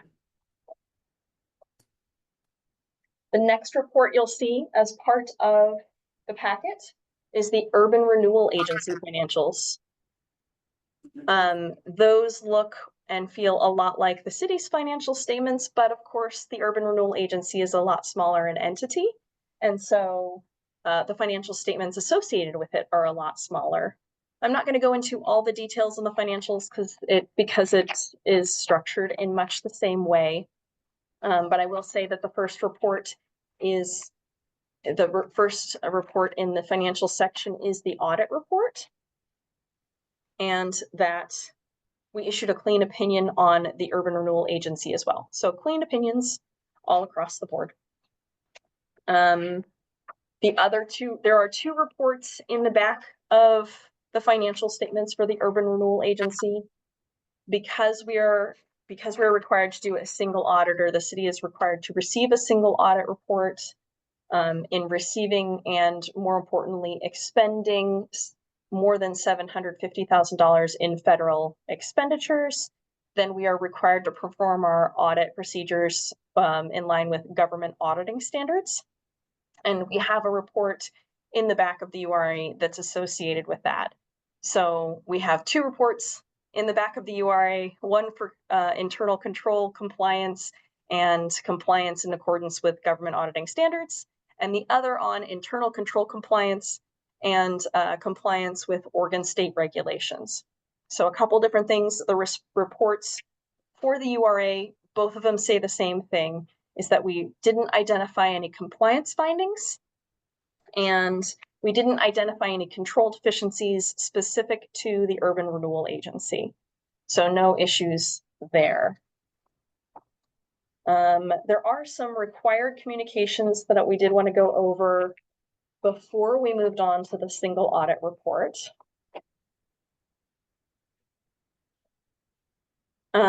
We've gone over a lot of the communications already, but I did want to specifically point out that our audit is performed in accordance with auditing standards generally accepted in the United States of America, but also it's performed under government auditing standards issued by the Comptroller General in the US. So I sort of just went over that a lot for the URA. But just so we're clear, that's how we performed our audit procedures. We do have, or we have identified one audit standard, the Governmental Accounting Standards Board issued Statement 100 that is effective for fiscal year 24. That is accounting changes and error corrections. Really, it just covers what it talks, what it sounds like. There were no error corrections or accounting changes in the current year, so the implementation of the standard this year didn't really have a significant impact. Not on the city. Ms. We Belford, yes. speaking to the urban renewal district or the city? That accounting standard?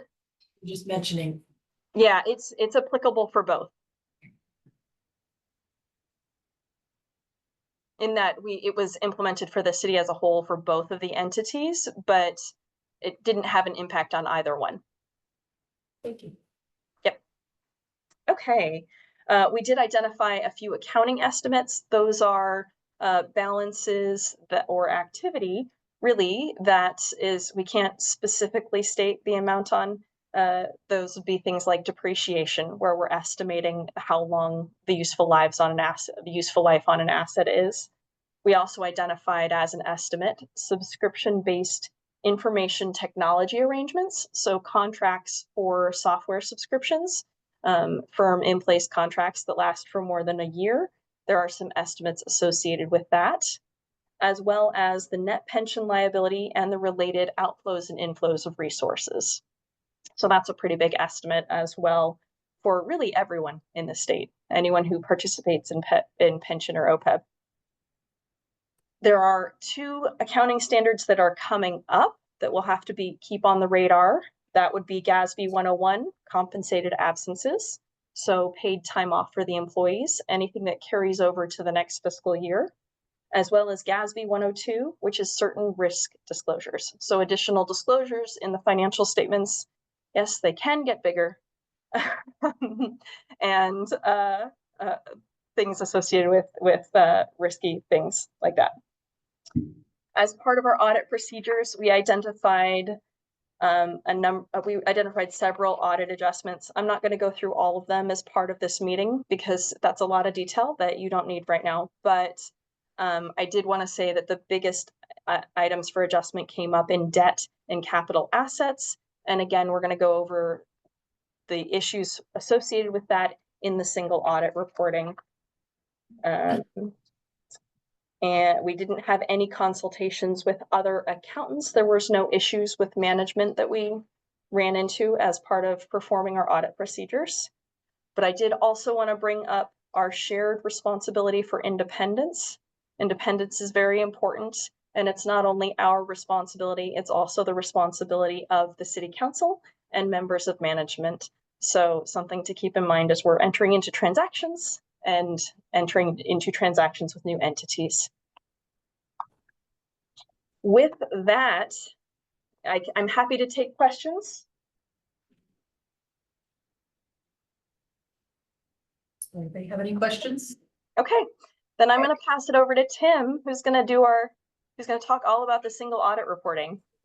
Okay, very good. Thanks, Colleen. Gosh, Council, I've been booted out of the meeting now 3 times, so I cross my fingers that I stay in the meeting and long enough to present this. But yes, any entity that expends more than $1 million in federal aid has to have something called a single audit. Obviously, the city of Sandy does expend more than that, so we are required to do a single audit. The federal government prescribes, exactly what we have to do, how we identify the city as a high risk or low risk auditee, how we identify the programs that you participate in as either high risk or low risk. And there are even, specifications for how we decide which programs have to be looked at and how much dollar coverage we need to get, all set by the feds. Your signal audit report contains two reports. The first one is really on internal control over financial reporting. So it covers a lot of, well, it pertains not only to just the federal dollars spent, but internal controls over everything. And you'll note in that one, or maybe you won't note in that one, but there are 3 findings mentioned, and we will get to those in a second. The second report is really the report on compliance. It's whether you complied with all the requirements of the grants that you received from the federal government. And I'm happy to say that there were no findings there at all. We didn't find any compliance violations. And also that report contains our opinion on the schedule of expenditures of federal awards, SEFA, sometimes called the CFA, which follows after our report in that document. So like I say, we did have three findings. 2 of them that we considered to be material weaknesses, and those are called that because of the size of the dollars involved. Their material numbers. The first one was a little over $1 million. And I should point out maybe that these all did get corrected, and there's a corrective action plan in place, and there's nothing nefarious going on with any of these. They were just an error. No money has gone missing, none of that. But so the first one, financial reporting relating to recognition of debt. There was some money that was received after year end in July, I think, but was recorded as debt as of 6/30, as of June 30. So that was corrected. There was also another finding on fixed assets, where there were some costs associated with some fixed assets that were expense that we thought should be capitalized. That also resulted in an adjustment of just over $1 million. And the third finding had to do with a payment where that's what they call this now, business email compromise. A vendor payment instructions got changed without all of the proper procedures happening, and so some money was paid to an improper person. That money was recovered by the city, so there was no loss, but that should have never happened. And again, Tyler's put in a corrective action plan to fix all of these things. We don't expect these to recur in the future, but they had to be reported because we found them in the audit. That's what you pay us to look for. So any questions on any of that? Anybody? Don? Just tell us about these corrective actions and why it's not gonna happen again, Tyler and Tyler. Well, I'll take it and you can just nod, I guess. Especially the last one. The last one sounds so much like some of the phishing attempts that occur where people do lose real money. Yeah.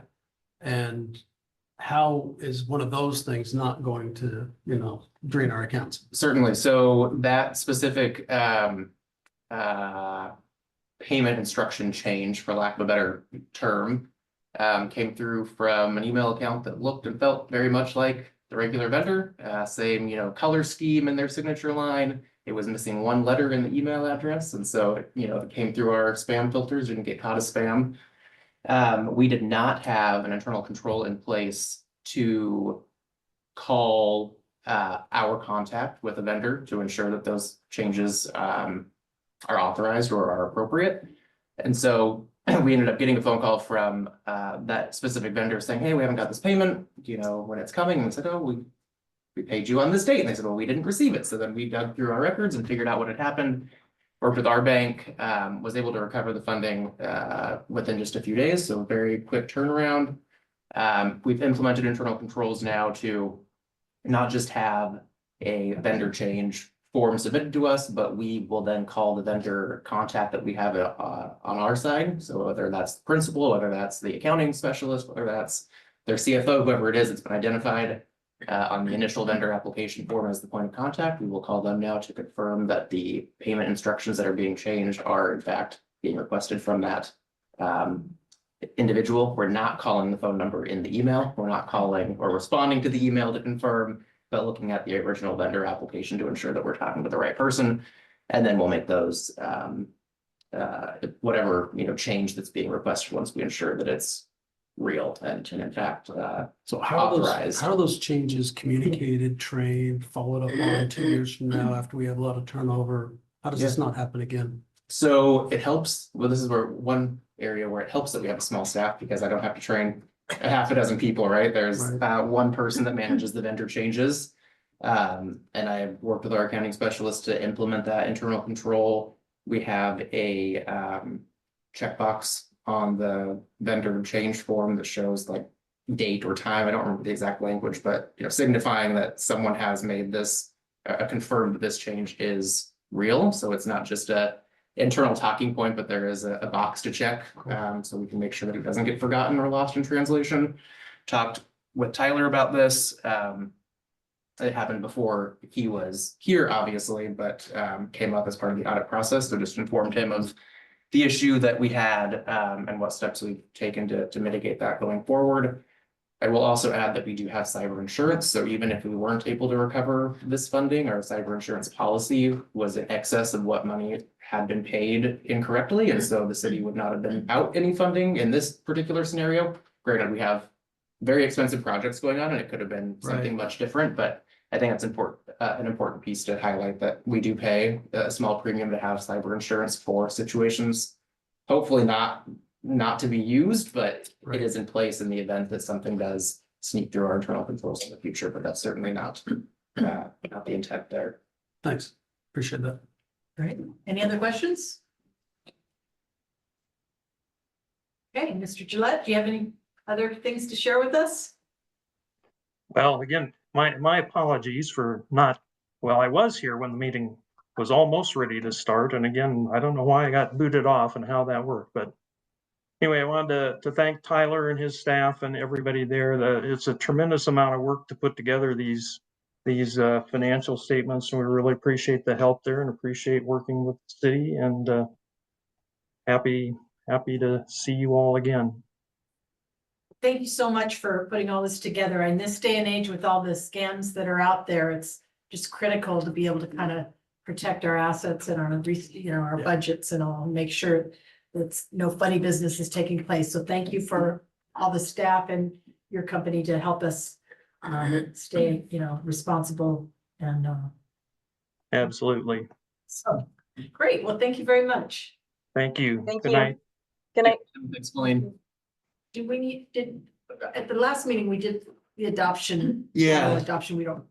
No, I'll just say that the state requires that corrective action plan be adopted within 30 days of issuing the financial statements, which is why we didn't have the corrective action plan in this presentation at the same time. So we couldn't coordinate schedules. So we got the corrective action plan adopted and submitted to the state after the last meeting and then did the presentation this evening. Great. Okay, let's move on to the next agenda item. The staff report on the funding request for the 2025 legislature. Yeah, I think Nellie was gonna come up here and join us. And while she's making her way up here, I'll just say that Mayor Walker, Councilor Sheldon, Jeff and I and Nellie had sort of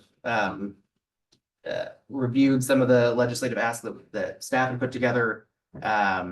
Got some good feedback from those two council members to help make a stronger case and make sure that it read appropriately and articulated all of the concerns and problems that we are facing.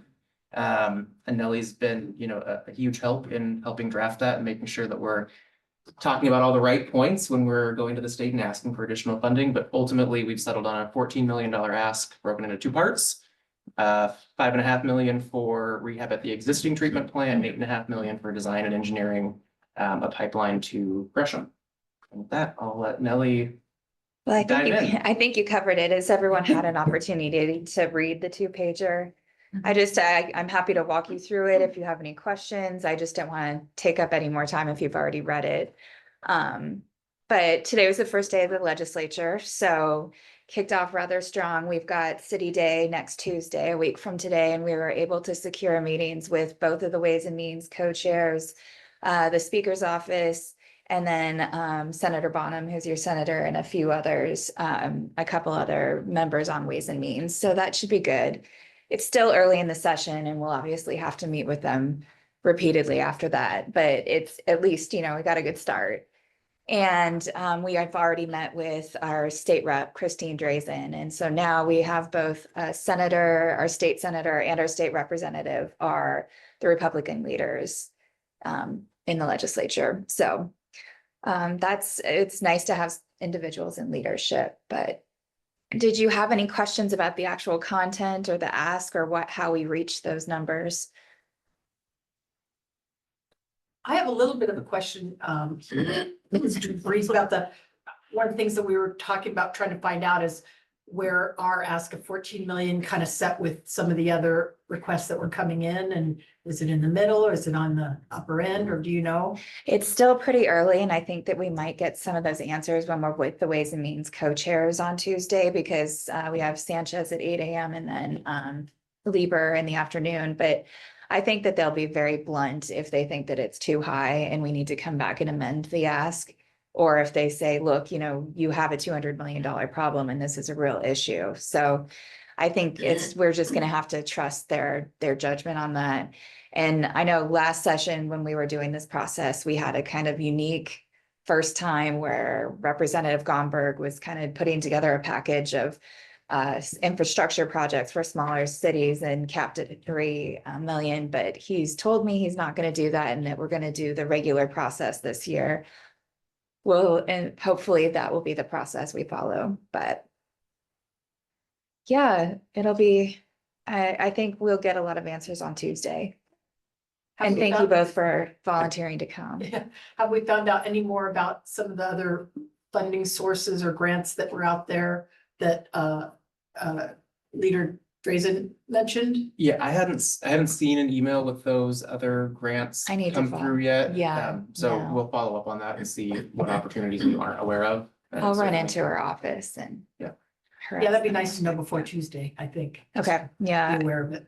And I mean, the other thing that I think we need to be prepared for is just since this is an overall $200 million need, I think probably you will get asked the question, well, look, you've got, you're getting 14 million, but what about the rest? And so, yeah.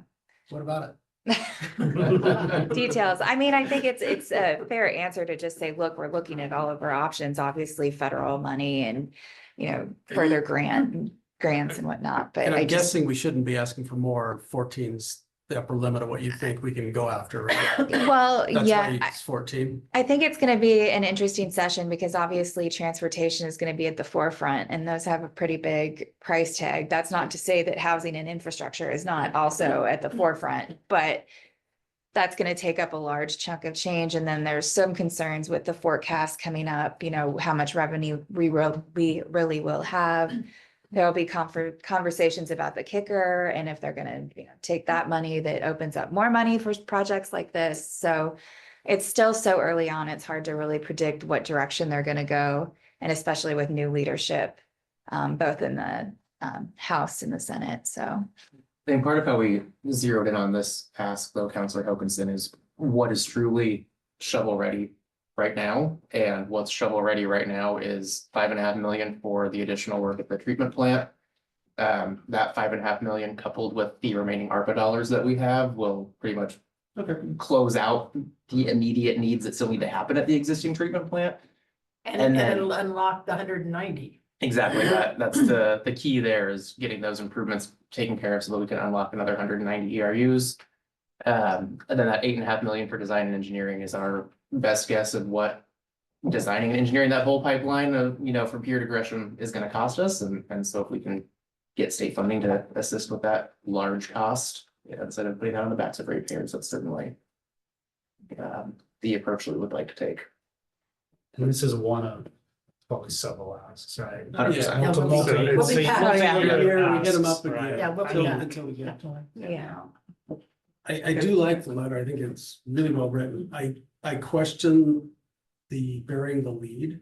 The last section seems to be incredibly powerful to me. It speaks to me on a number of levels. I wonder if it shouldn't be more in the intro. Right now, it leads with, we're fast growing, we're under a moratorium, which is true. But Well, we're that's not as like, fast growing that's- as we were. That's true too. This, Nellie, can you speak a little bit to the housing and also to some extent environmental angle of kind of positioning this ask? Yeah, absolutely. I think from kind of what we've garnered from legislators that we spoke with in the past, I mean, housing has obviously been probably one of the most, if not the most greatest issues that, we're trying to address. But also the environmental aspect, I think, gives you an added edge because you're trying to comply with the EPA and DEQ, but unfortunately, because you've had your hands tied behind you with the 3-basin rule, everything else. So it'll be, I think, I don't think that there's a problem with flipping putting the solution first. But I just think that it is really important that legislators understand how we got to where we are. Because we really want to be able to highlight both. You're right, and I love the way you phrased it, and that's what's missing from the opening paragraphs. You put environment protection right up there with housing, which is strong in that final conclusion, but it's missing in those opening 2 paragraphs, other than to say we're responding to a consent decree, so it's soft. I think elevating the environmental concerns there to the housing. To me, it's less about a moratorium, more about housing production and the environment. Yeah, even if we just put, an added header and then went into it. Even if you just included it in the header, because then you're telling them what you're gonna do and you reinforce it at the last part. Yeah, no, I think I think that would definitely be a positive thing to add, for sure. Thank you. One of the feedbacks that we did, I think we had that We before. did it. We had it and then we We're kind on of. version 8. I think. Well, it's just one opinion. Yeah, several. right. No, I think No, it's a valid it's important. Go one. ahead. Yeah. And Dawn, we kind of received a little bit of advice and counsel to that point and was guided in another direction. To the direction of how to really focus on the housing issue. And so I think. Well, can you? Well, I think it's still something we're gonna be raising. I mean, when we it's talk a to them. big point in the last one, they'll avoid discharging effluent, protecting a critical drinking water source for 300,000 Oregonians. I think that's a compelling thing. I guess, here's the thing, if you lead with moratorium, to me, it lends itself in, why are you under moratorium? Well, because we screwed up. We didn't pay our. We didn't screw up. We screwed up for 20-some years. It's Exactly. not, this isn't just like some little whoops. Exactly, so I just. But think that's- we're here now though, right? We're here now and I think. We're paying for. Here now, we're paying for those I feel like decisions. leading with development moratorium is like, because we screwed up. As opposed to, we've got a housing production problem, we're trying to protect the environment. And those details are in here, they're just not the headline, but it's the first thing that catches your eye. But maybe, now, if you think development moratorium is going to get people's attention, because you're trying to tie it to a housing strategy and therefore they're gonna react better, great, I think the only real reason to really emphasize that, regardless if it's in the beginning or the end, is just the fact that that's one of the unique things to Sandy in the state of Oregon. And a lot of people, a lot of legislators, especially the freshman legislators, are not necessarily going to understand that. So, I mean, it's a very important point that we need to bring up. When it's brought up, I mean, in my opinion, all of these points are really valid and important. So whichever order they come out in, and I mean, it might be a legislator that I know for a fact is very heavily into the environment. I mean, we can tailor our message when we meet with them. I like that. Especially if they live, they drink water out of the Clackamas, that's. Exactly, it's one of those things where you don't, I mean, yes, you're basically delivering the same message, but you kind of tailor it a little bit to really emphasize things that are really important to that legislator, so. It's interesting, when we did the school bond years ago, we had 3 messages depending on who we were talking to. They were the same points, but they were just reordered. Well, it's a Yeah. Politics game before. That's cool. So, but, Oh, sorry, go ahead. oh, no. No, you're good. I really didn't have anything to add. I just was randomly, I don't know, gonna say, I think, I feel like this is a good document in terms of just content, so. It's great. I think the important thing on this messaging is that we're going to the legislature and asking for money for this pipeline to Gresham. And it's a little bit, maybe a little confusing because some of our, our documents are kind of moving that way, but the documents that we have on file are still kind of referencing the Sandy River. And so it's important that we're all on the same page because we just, in order to be successful, and this is, the intent is to be able to get the utility rates down with grant money. It's really important that we stay on the same message and everybody's reading off the same, prayer book. Were you gonna say something? Oh, go ahead, I'll follow. Yeah, well, I'm gonna bring a little damper to this conversation. Nellie, you've done a great job. And I think the letter's good and I totally understand your point that having been part of a $14 million ask a few years ago, know that sometimes there's some way that they recommend that you write those letters, as you well know. I completely support the $5.5 million ask. The $8.5 million ask I'm having a little hard time with. And here's why, as many of you know, because I have voiced this previously. If we go back to a few meetings when I asked you if we don't get a couple $100 million out of the state or feds, what are we gonna do? And your response was, we'll have to look for alternatives. I don't know why we're not looking for alternatives. I don't see a world in the absence of unimaginable funds from the state or the feds, and the feds have been pretty clear that Oregon might not be getting very much money. I don't know why we're not looking for alternatives. I don't know why we're so single-minded to go toward Gresham to put future Sandy residents for generations at the will of another municipality. I don't understand why we don't want to maintain our independence when it comes to our wastewater for those generations. The debt services for this project alone, your children's children's children will still be paying for. In a world where we are looking for ways to mitigate wildland fire, we need more water. We're talking about our water potential and asking people to restrict their water. Why we're not looking at reusing our clean potable water. Other areas are doing it. Cities in Colorado are doing it. That water can be used for irrigation. It can be used to water lawns. It can be used for firefighting. I believe there are other things on the table that we're not looking at because we have a singular mentality of a $250 million project at Gresham. So I don't at this time support the $8.5 million because I feel it's a waste of money. I do support the 5.5. And if we want to look at an ask for some money that gives us some leverage to look at other means of treating our wastewater, I'm totally open to that. But this unilateral decision for this incredibly expensive project to another municipality, I cannot at this time get on board with. So Go ahead. Go ahead. I'd like to respond to that, just can't. No, I'm gonna. Can I respond just Council real Shell. quick? Can I respond real quick? So one of the things I have though is I just want to go on record of saying that I think I disagree with that. And I think that absolutely. And that was one of the things I was to say, but we've been debating this since I came on council, so for over 4 years now. This debate has been going on. During that time, we've explored Roslyn Lake, we've explored Sandy River.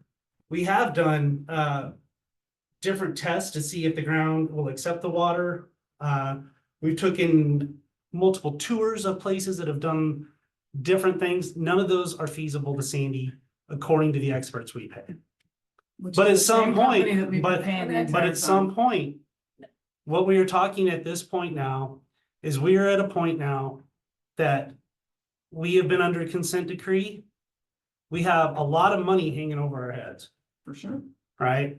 And when we sign that consent decree, we have timelines in place. If we don't follow those timelines, there's repercussions for our actions. What this is, and I don't disagree to a partial point of what you're saying. There is value in maintaining your control, but there's also value with economy of scale and moving it and getting out of this business. It's a multi-jurisdictional project that benefits both. there's also things that are probably gonna be coming down the tube as far as wastewater that we haven't even begun to develop yet. And if we go throw all of this money to go down some other way, and then next thing you know, more regulations come down the line that say we gotta deal with microplastics or whatever's next, we're on the hook with that. Where at least Gresham's gonna be on the hook and we will pay for that and with our fees. We will pay for Hold that with hold our on, fees. hold on.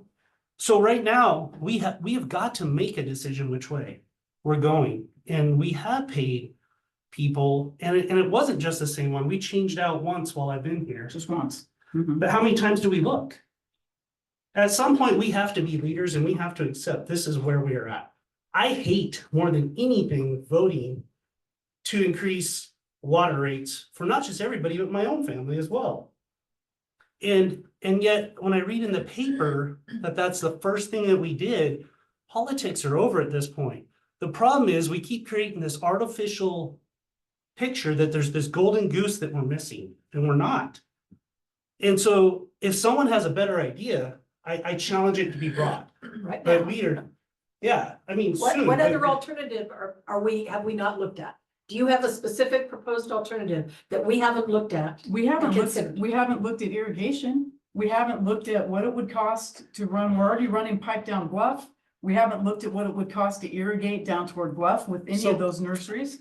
We haven't I'd like looked to- at what it would Okay. take I- to privatize. I mean, there's just other things. I Okay, would like to What, address. well, I'm a couple gonna, things. I'm gonna, what's frustrating to me, I think, is that we started planning this like in 2016, they started doing the 2018 wastewater plan, okay? They did that, and they looked at different alternatives.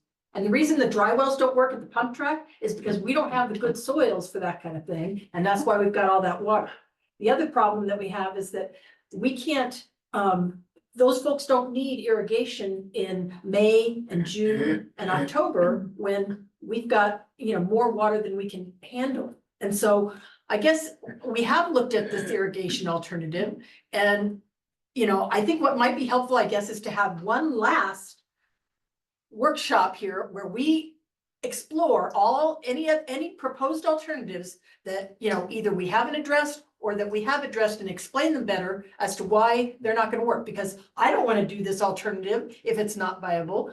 If there's something else viable out there, then somebody better bring it up now. But the fact that you're talking about how we're sitting here, for years and it's been a problem for years, this is why it's a problem, is because getting folks to make decisions, at some point you have to kind of make a decision and it's gonna cost a lot of money. And it would have cost a lot of money 15, 20 years ago I too. am making a decision. Okay, well, So- your decision, I don't know why you're yelling at me. Okay, I'm sorry. Your decision, though, isn't I'm a not decision, yelling it's at to you. explore more alternatives. And without having additional specific options as to what that is, it's hard to respond to that. Again, it's like the golden goose is out there and, we keep asking for it and we don't see it. So we need to kind of get any more details or other alternatives in the next month and a half on paper and why those weren't considered and why they wouldn't work, because if they would, let's pursue it further. I definitely want to do that. Sure, and we can certainly consolidate all of the options that we've looked at in a nice two-pager. Maybe it's 4 pages. I don't know how Whatever. It's a long. lot of pages. It's a lot of pages. Yeah. We can consolidate all Well, of and I was that. here and present for all of those, but again, when your response to me is we'll have to find alternatives, then I'm sitting there thinking, why aren't we looking at something now? Well, I Well, think, there are alternatives, but they could potentially cost more. So, Don's Can- right. yeah. Well, hold on, I I'm want in to say the one more queue thing, here. Don, just one more, and I'm sorry, I meant to say this. If we're not united on this, we risk losing even this. that's important. Yes. That is where, that Yeah. was the whole Right. crux of what I was trying to say is, when we have, this is the time, we can disagree about STCs, we can disagree about basketball courts, we can disagree about a lot of things. And I've disagreed with, well, exception of the two that are new. I've disagreed with everybody up here and the two that were there before. That's good, that's healthy, I think that's what it's going to. But at this point, we have got to be united front and really kind of pushing for that, because this $14 million is very real money for our citizens. That quite honestly, if we're not united, if we keep creating this false perception that something's out there and we're just kind of turning a blind eye to it because we have this direction, we risk losing that. And so I really wanna, that's a lot of money. And this is the first of other asks. And so I really wanted to make sure that we're united as a group on this. I think that's a great idea, Tyler. But at some point, we have got to pick a direction and go. We can't keep walking in circles. Sorry, Don. No, you guys hit like 90% of the points that I want to make. There's a couple more that I want to add. And Lori, we have to take the irrigation option off the table because the problems we have are flow related and they're winter related, and there's nowhere for the water to be used. So irrigation as a sole, as the golden egg is not our real problem that we have. It's summertime flows aren't the problem. I also want to point out that even staying where we are and not doing this, in my mind, is asinine.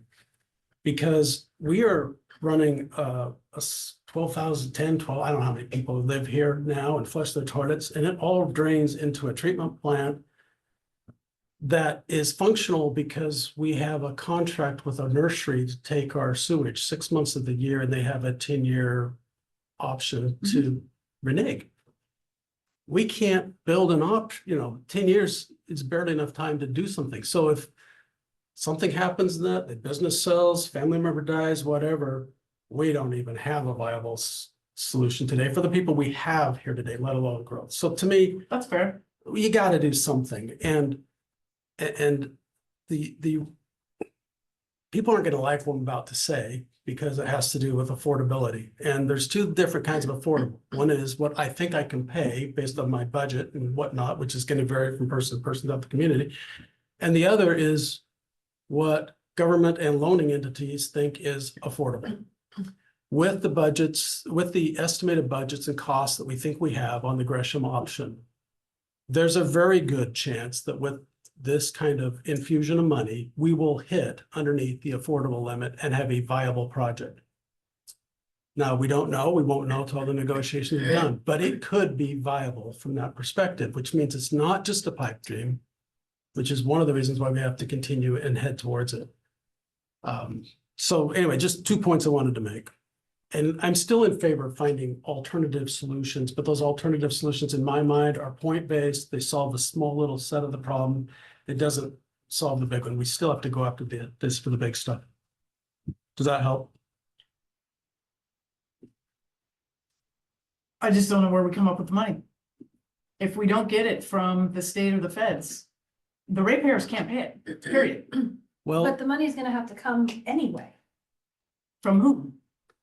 It doesn't matter it's whether it's coming. from this or from somewhere else. We're still in that there's some situation. Yeah, there's some very nasty alternatives that start to play out if you say, well, screw the consent decree, right? No. There's- I'm not advocating for that at all. But I mean, if we Yeah. don't build it, then we violate the consent decree, and all of a sudden we're facing bankruptcy style fines.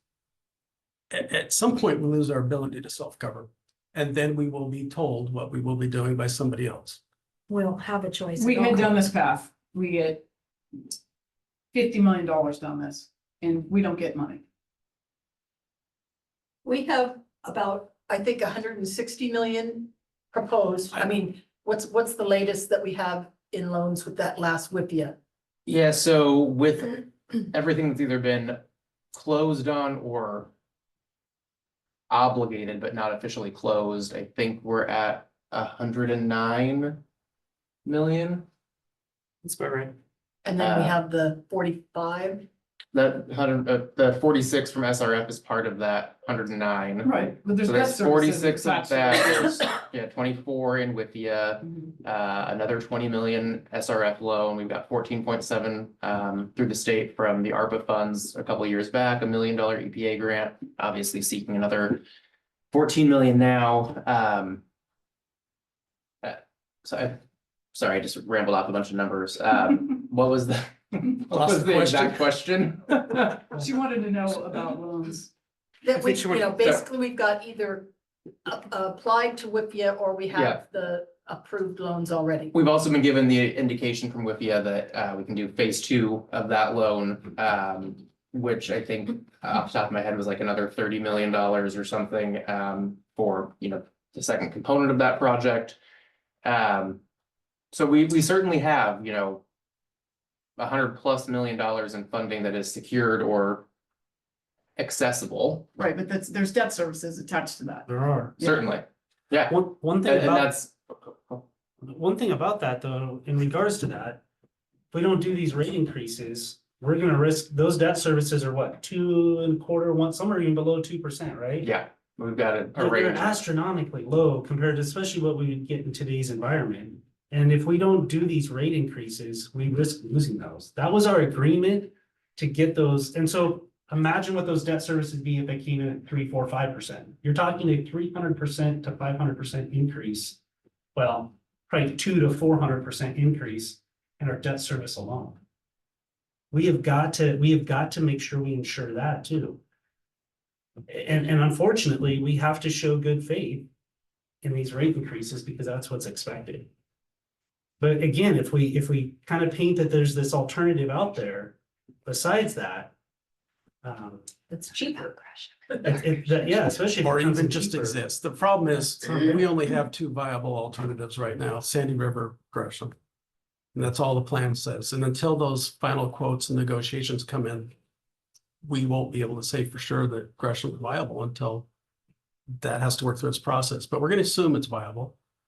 The numbers that were put in there were assumed to be on the high side, so we're going to assume they'll come down with negotiations, but there's politics involved in that, Gresham politics. Of course. So lot hinging on it. Yeah, Councilor Hokinson, that's a great point, and I apologize for interrupting, but I think just hammering that point home. We need to get this $8.5 million to do some of that groundwork so that we can actually have a formal conversation with Gresham and work on solidifying the connection costs that they're going to charge us. That $242 million overall project cost included $59 million as the connection fee, which is certainly on the high end, but until we have, you know, a design in place to show where we're connecting into their system, we can't firm up what that connection fee is going to be. That could be 10, 20, $30 million less. That, you know, to Councilor Hokinson's point, gets us more in that affordability range.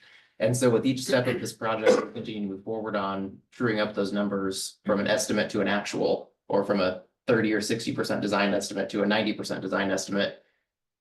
Helps us better understand how viable is it, and then what is the gap, and what do we need to go after? And, you know, do we need 50 million from the state? Do we need 20 million from the state? Do we need 100 million from the Or, feds? as we talked about before, do we need another partner or two Or another partner? along the corridor that we're trying to go down to participate and get some grants on theirs? You know, there's, it's not just us. If we start heading down that path, we could open ourselves up to a regional solution. There's some It may not be big. but- difficulties with a large scale, you know, fix to that aspect with just the pressurized enforcement and getting someone able to connect, and then constructing large scale assets outside of our UGB. But certainly if there's room to find partners, we will be exploring every possible partnership along the way. Right.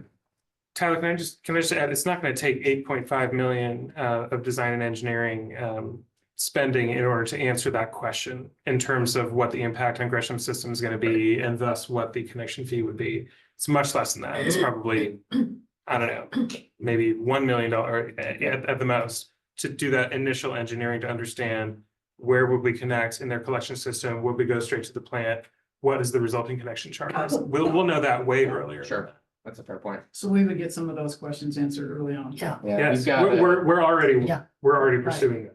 And Yeah. so I pulled up the slide from July, and we have 135 million in all the different loans. that we That's the have. number that was in there. Yeah, so we have 135 million, and so, you know, 14 gets us more, we will be going back for more, we'll be going to the feds. And, you know, we've kind of talked about this, but there is some potential for reducing the cost, the Gresham cost, where, again, depending on where we hook in, how much the SDCs are, how much additional capacity Gresham might be able to get if they're expanding from their eastern bound. I don't know what the UGB looks like on that edge, but if, you know, if they're able to tie into it with some sort of options, that would, you know, also reduce the cost for us. And so my objective there is, again, if there's any other cheaper alternatives out there, we need to kind of know about them now, but given these two alternatives, this one gives us a much larger customer base with which to spread these future costs. We'll have to pay for the Sandy share of it, but as he said, one of the issues we have right now is with the sludge, that all these cities have to get rid of this sludge, and now there's new regulations coming down about the PFAS and forever chemicals and things like that. There's gonna be all sorts of new regulations. And truly, I think, trying to do our own, I get why that's a good idea to kind of have more control over our own stuff. But it's also, when you're a small town, everything, is on you. And so when it's Gresham, if something goes, if something in the future has to cost more money for forever chemicals have to be dealt with, and it's gonna cost more money, at least the customer base of who's gonna have to pay for that is not just 13,000 or 15,000 or whatever it is in Sandy. It's gonna be a much larger population. So I just feel like, part of the problem is we're just sitting around not, I want to kind of get started with whatever the final solution is.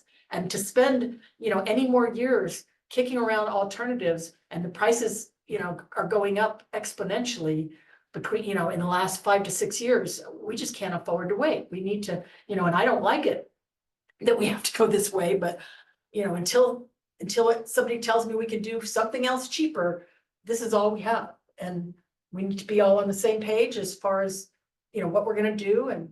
And we've talked about also funding it, worst case scenario is we start building it to Gresham, and, within 5 years, we'll get so far with the money with 135 million. And if we need more money, then, after that, it's gonna be pretty compelling, because, to say, well, we got 3/4 of it built, but we need more money. And, so if that's the way we have to go for it, then that's an option too. So, It's not ideal, but no, it's we not, don't yeah. have, we have to move forward. We have to move forward. This is no more money than the Sandy River project was either. And I think that's important. They were comparable. Yeah, they were very comparable in cost. If we lived in Estacada and we had the Clackamas River there and a lot more water that wasn't drying up, like I would probably be more in that, in your camp, Lori, but I keep hearing that, from staff that the Tickle Creek's drying up, we have the sludge issues and water issues. We have multiple issues. What would change is the 3-basin rule to be rescinded completely to where we could dump in Tickle Creek year round. That's different, but I don't think that's viable. Well, the 10% rule, that's really, It's still that one. it's the 10% dilution rule. But that's what I'm saying. So 3-basin, everything related to Tickle Creek would have to go away. To allow us to And the dump it. 10% isn't something that they can, It's separate, Separate and regulation. we've heard Thank you absolutely for no clarifying. indication that that's on the table in any way at all. Right, and so without that, we have to go somewhere else. And we have 2 choices. I First, thought Jenny was pretty open that that was gonna be a possibility. the 3-basin part, yes. yeah. She was, Councilor Small, that's, this understanding of the flows on Tickle Creek is relatively recent knowledge. So remember that Jenny secured a grant to do flow monitoring on Tickle Creek as part of a solution that we were pursuing around a year ago. We finally now have data around that. This is maybe about a month before she left or so. So this is very recent Well, I remember information. us having that conversation. That's right. Yeah. Mhm. So this is pretty new information that Tickle Creek's flows were okay, but it's not a long-term solution just because the flows are lower than they need to be.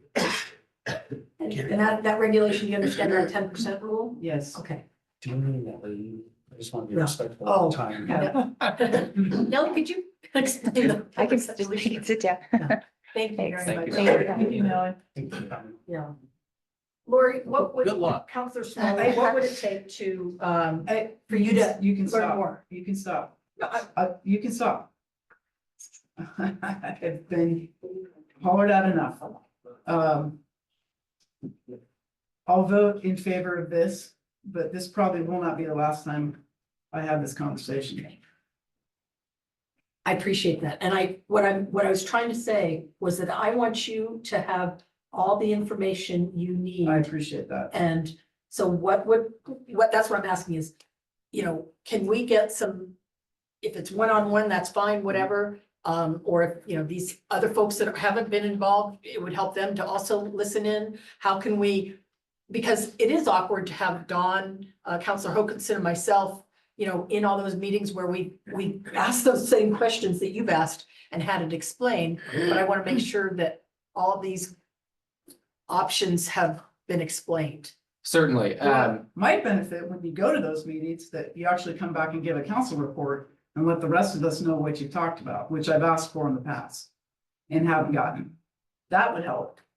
But again, I'm still not necessarily on board with the project. However, I appreciate your comment that we need to be unified in order to get this to move in that direction. So in this instance, I can get on board with that.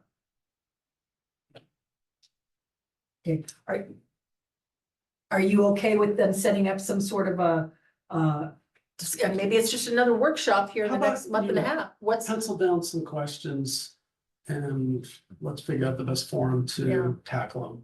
I Is that want fair?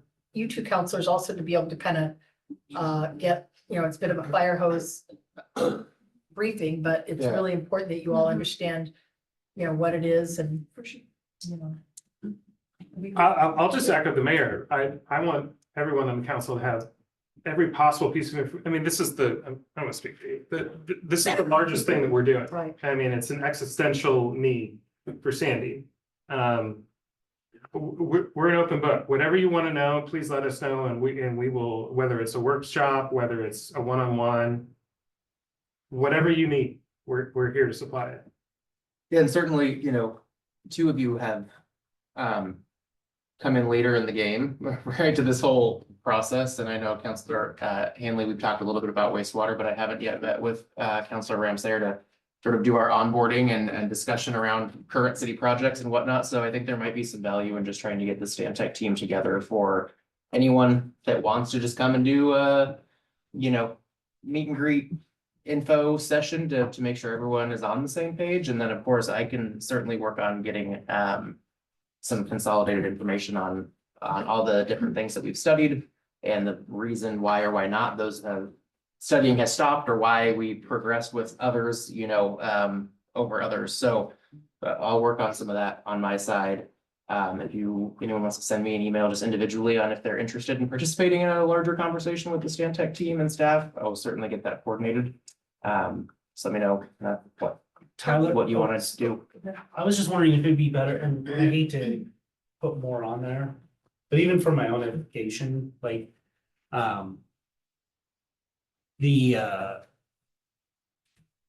you know, when I, just for me, when I first came on council, like, we were heading to what was it, Roslyn Lake, Yeah. that was like gonna happen and all of that, right? Yeah.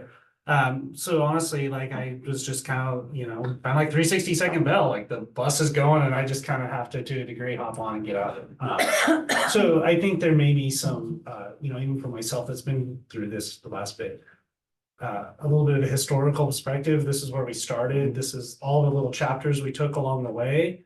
And out of that, there may be questions that come up. I know for myself included, I don't know about Lori as well. So maybe before we bring in the Stantec team and start doing all that, we kind of do an internal, this is where we went, this is why we stopped, da, da, da, da. And then out of there, maybe some questions for the people with the letters after their name here. Yeah, so how about this? I'll work on putting together that sort of, you know, briefing about all the projects or all the components that we have studied and where we're at with those.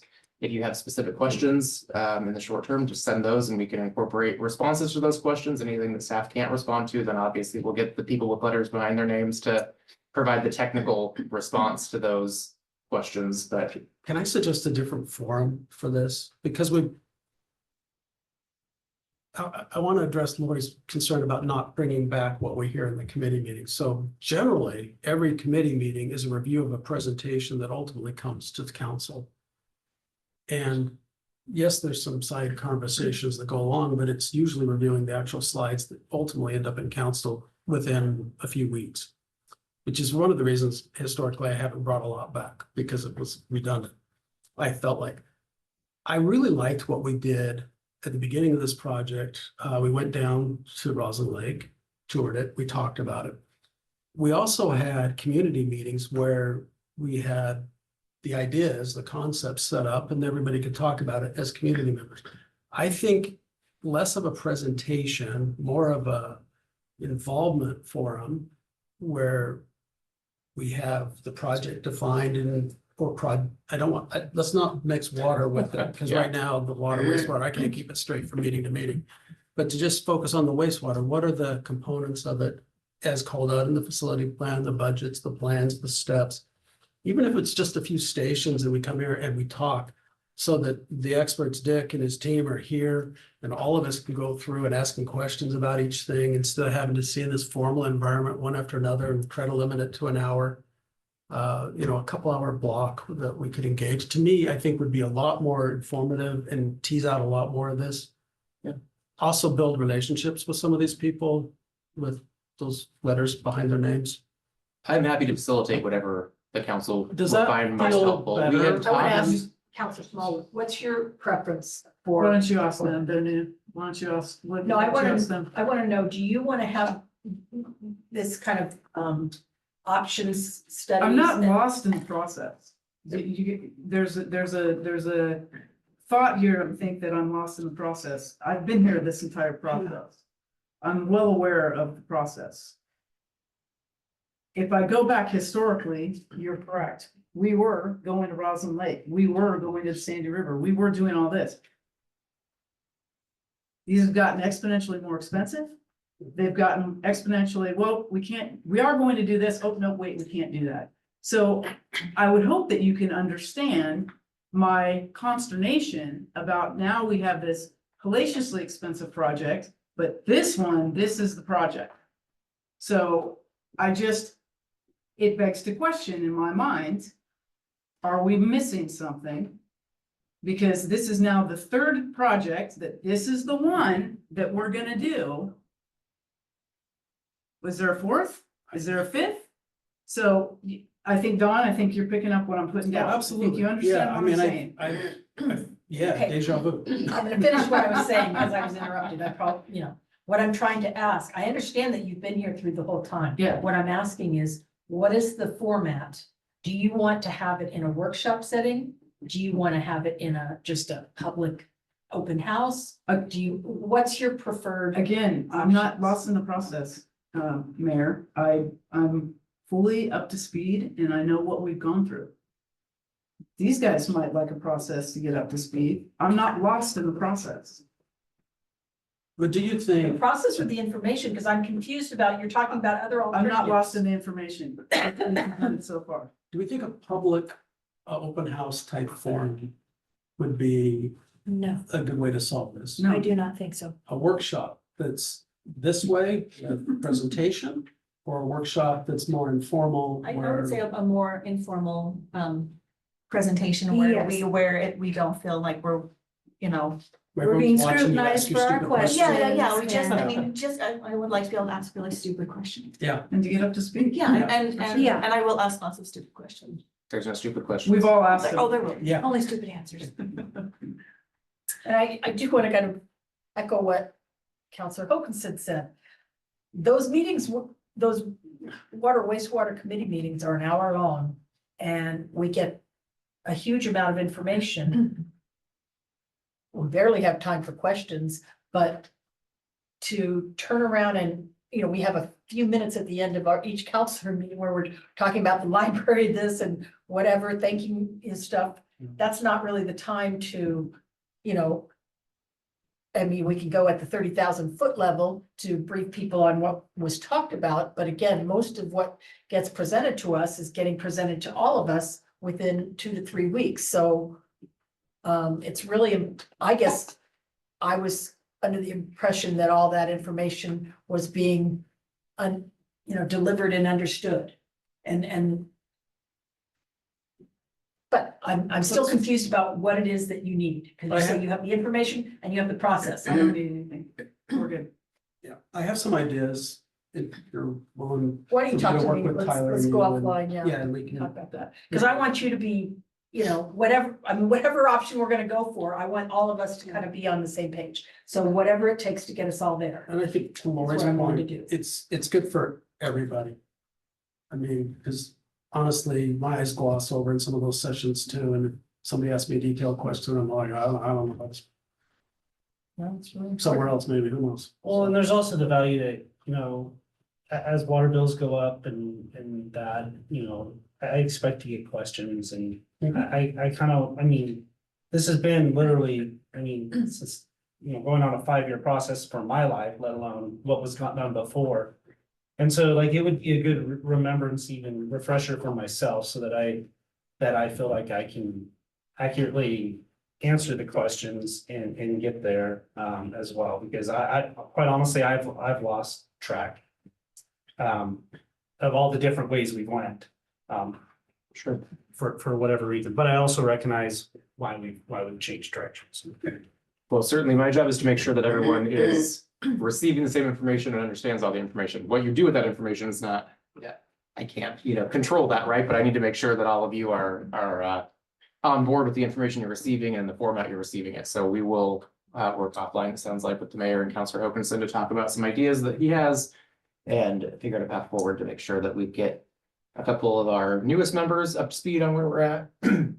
Answer any other outstanding questions. Well, all of us, including myself, right? Because there's a technical component that I'm not an engineer. I can tell you what the answer was, but not the reasoning behind that specific, answer. So, we'll work on a better format to make sure that everyone's up to speed.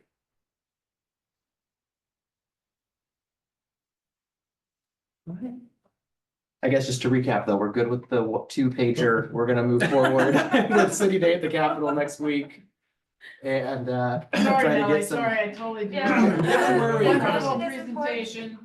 Given where we're ended, I feel bad for even bringing up that heading. Well- suggestion. Yeah. Just want to make sure I didn't lose anything between the start of that and the end, so. All Okay. right, report from the city manager. Thank you, Mayor. Mine's very brief this evening. I just wanted to, excuse me, remind the council. Thank you. Pardon me. That we have goal setting scheduled February 1st at our fire annex, starting at 9 a.m. We have a packet of material that's going out to you tomorrow morning, so you can be up to speed on current council goal updates, as well as internal department goals and things that we're all working on, some constraints. A couple other just talking points that I'd like to make sure we cover, not necessarily goal related, but just making sure that we're on the same page with direction or any feedback that you have to share. Again, those materials will go out tomorrow morning. I thought I had one other thing and now I'm just spacing it. I'll stop there. The other component was just, reminding everyone that we would be at City Day at the Capitol next week, but we talked about that, so. Yeah. Can you speak to the issue about the Barker Court issue? Yeah, very briefly, I was just made aware of that earlier today, so I haven't had an extensive amount of time to figure out what exactly is happening there and what issue or what options we have to remedy it, but it sounds like there are many feline friends that are at that site. I know code enforcement was working on it in the past.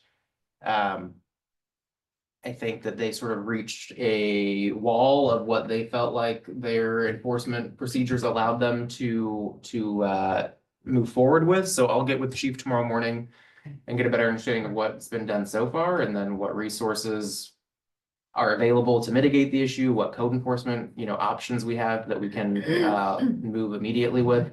I mean, if there really are 50 to 70 cats at this specific property, there certainly needs to be.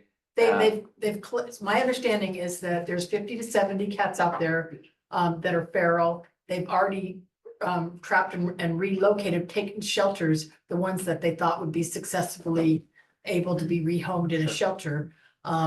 So what's left are ones that the shelters won't take. They're feral, they're not all, I don't have a good number as to how many have been fixed, neutered, whatever. There's evidently, not all of them, I don't know how many have and have not. There's a group out of the Boring community, two women that have been helping trap, fix, neuter, whatever, and release.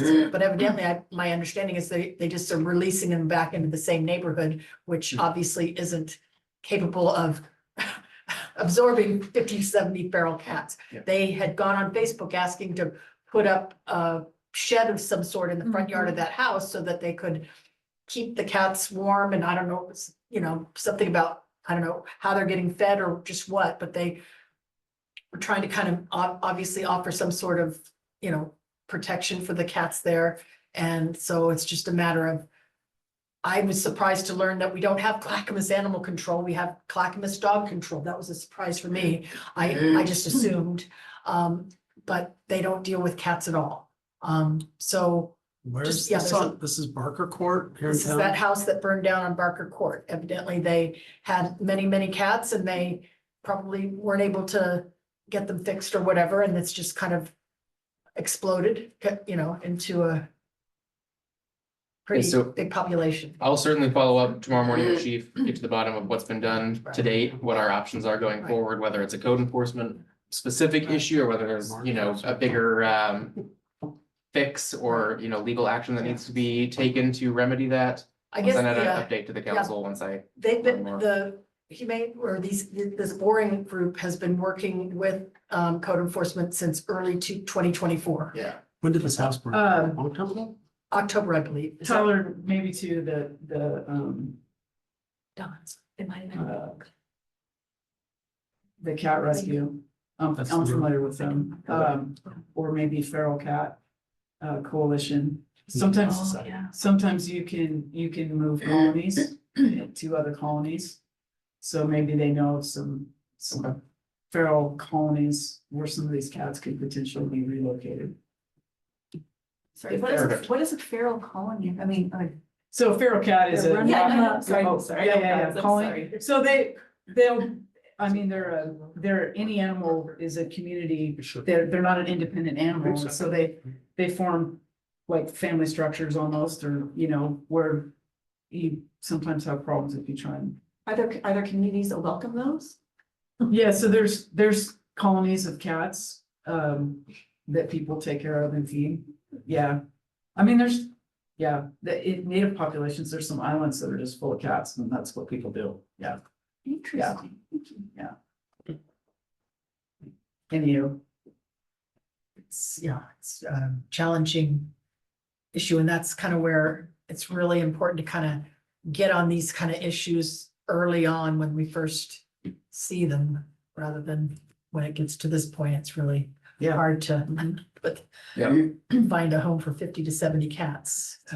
So once I have more information and a path forward, I'll send out an update to the Great. council, so Thank you're you. all familiar with that. And if I can, I remembered my other thing that I Oh. forgot. In response to the question about warranty with the pump track components. This is very long-winded, I'll try to be concise. There's a 10-year warranty for all the wood kickers and ramps with steel components. The asphalt has a 1-year warranty on the asphalt services due to any ineffective subgrade compaction, which I assume would be the result of probably excessive moisture and the ground shrinking and contracting all the time.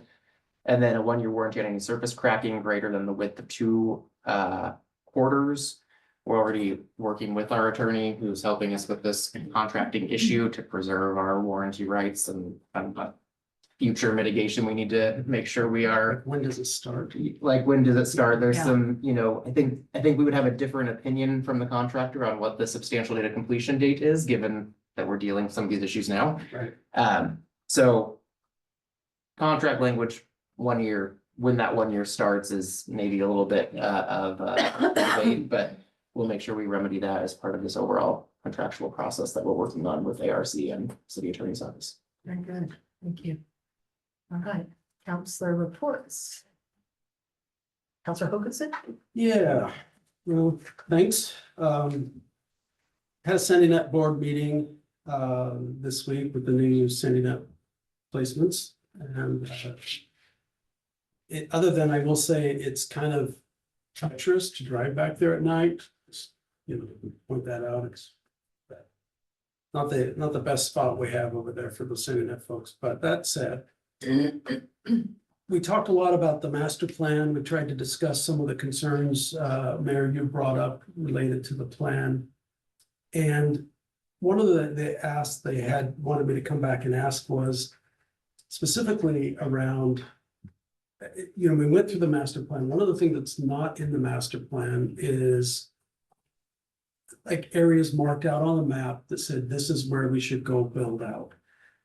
The unwritten rule that kind of guided Sandy Net up to now was make sure you get service to everybody within the city. That's kind of been almost a policy, but I don't think it's ever been written, but kind of a guiding light for where they decided to go up to now. The master plan provides information that you want to consider in making a decision to go outside of our city limits, but it doesn't prioritize or identify targets. And that brought up a question from a council perspective. Do we have an appetite, and I don't need an answer necessarily tonight, but do we have an appetite, or do we want to direct or provide a policy to Sandy Net that basically said, you know, plan for serving. I don't know, we have the UGB and then there's one boundary that's shorter, there's one that's further out. I don't remember the UGR. UGR is further out. So do we want to prioritize service like within the UGB, the UGR? With a goal of servicing those communities, or do we want to? The way we've been operating, the way the plan is kind of structured right now, we would be opportunistic about looking at those opportunities based off financial criteria.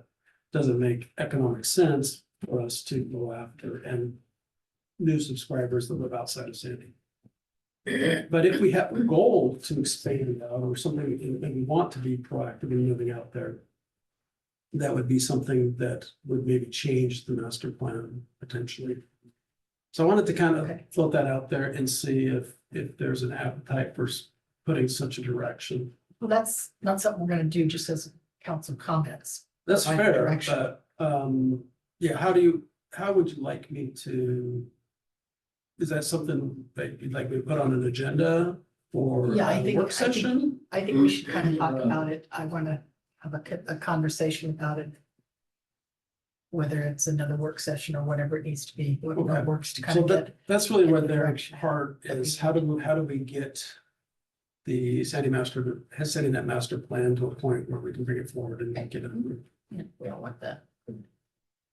And I think that was it for me, so thanks.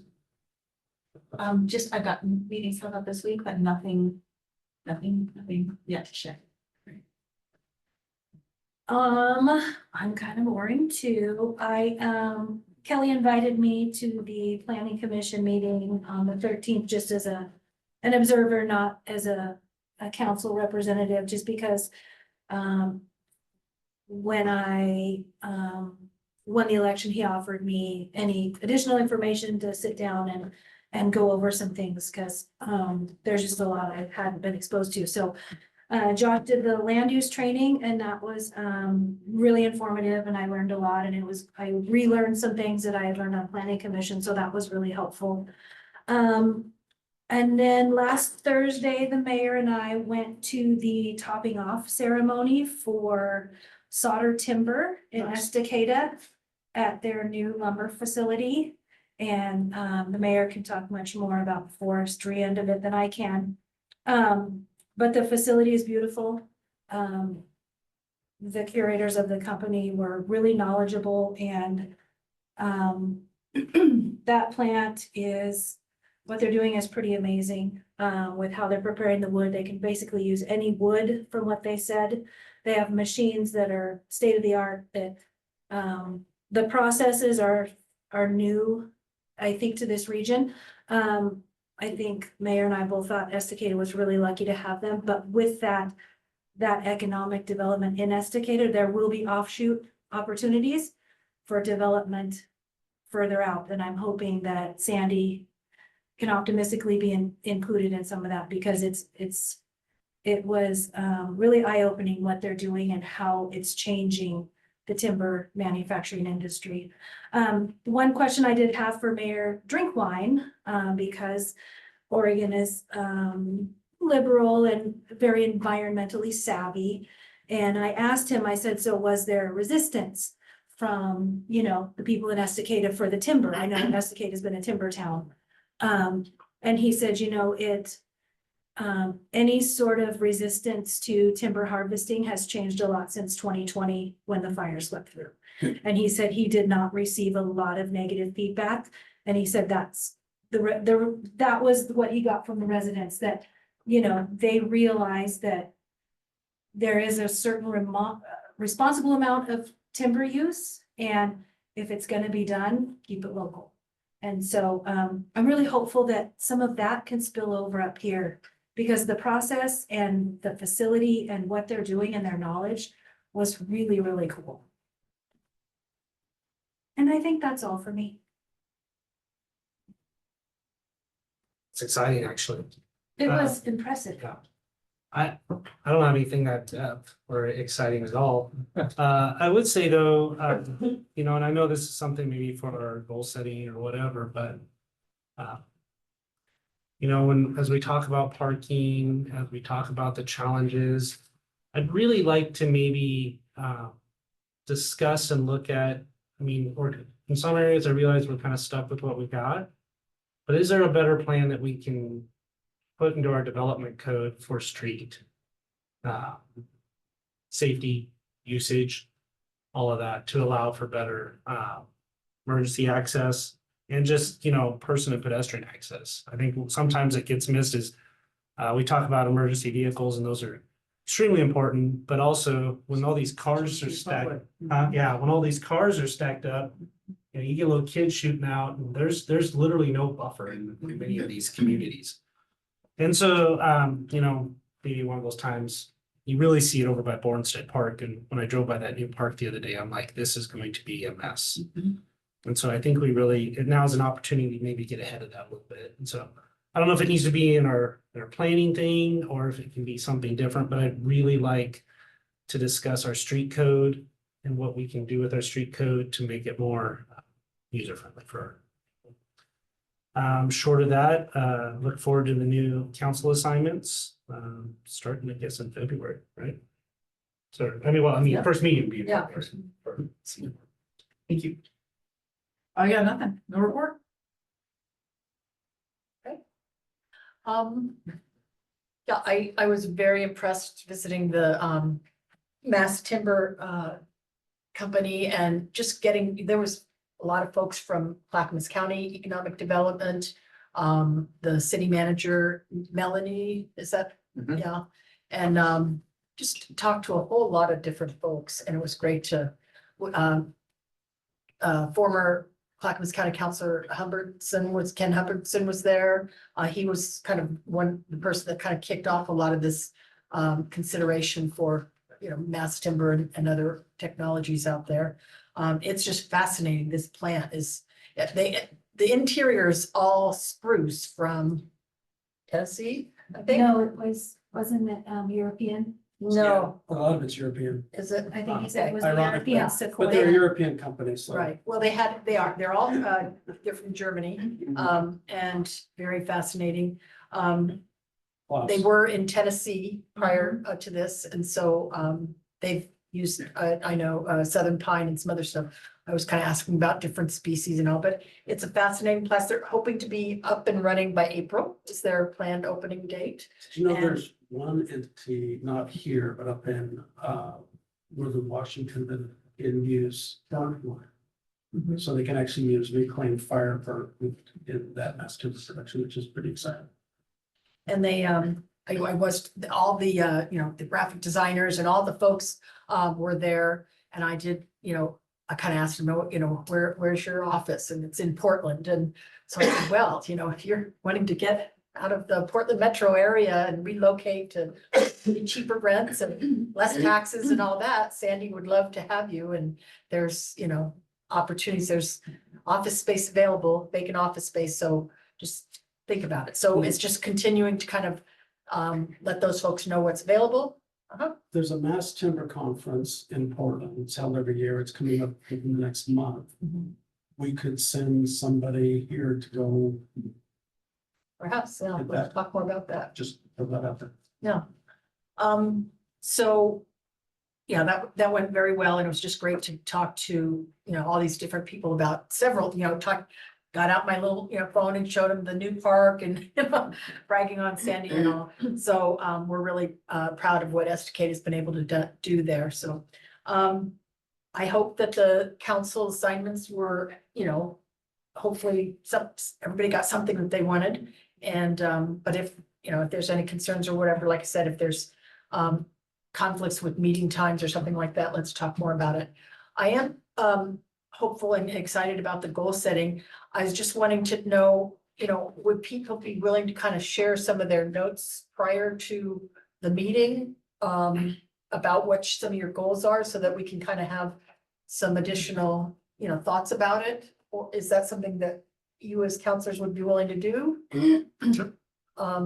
It'd certainly be helpful for staff, just because Exactly. if there's a Yeah. common theme or something that maybe takes an added body or significant resources, we can talk about what that looks like instead of saying we'll come back to you in, Yeah. 2 weeks with Yeah, an answer. So that's kind of what I It's thought. still on the first, is that correct? yeah. Yes, 8 o'clock. So we've got, a little bit of time to pull your thoughts together on those.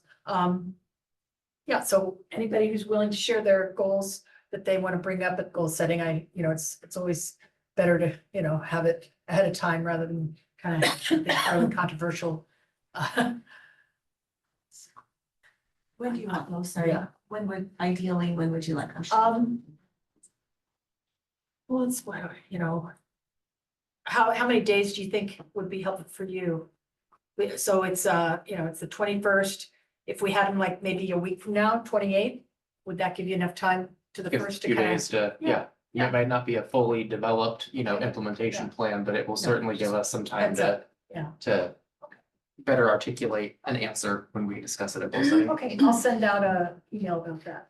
I am kind of referring to our public speaker here.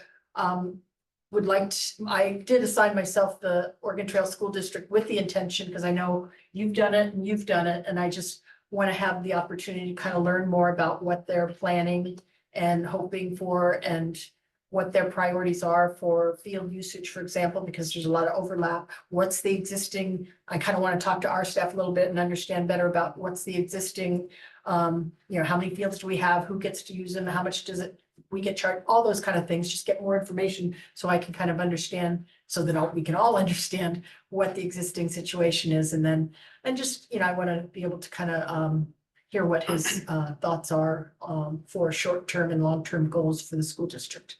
So, let's see. I think that was just about it. Yep. Can't think of anything else, so I appreciate it. I will say, I do want us all to get whatever information we need for whatever topic comes up. These are kind of big decisions. It's big money being spent, and we can't make decisions if we're not totally understanding what we're doing and on board with it. I don't want any of us to kind of, approve something and then come back and, have reservations about things. So I want to try to be as thorough as possible. I know I am. That's why I ask so many questions, is because I'm fairly skeptical of, certain numbers and things like that. I want to know how the numbers got, to Tyler's frustration, I'm sure, but I want to know a little bit about, how did they come up with this? Because I don't, necessarily, it's not that I don't believe the consultants. I just want to know what the assumptions that were made when they came up with these numbers. So I think it's important for all of us to ask that, try to ask it, before the meetings, but as much as possible, get as much information as you need to feel good about your decision. So thank you all for all your dedicated service, and thank you to the staff. Meeting adjourned at 8:50.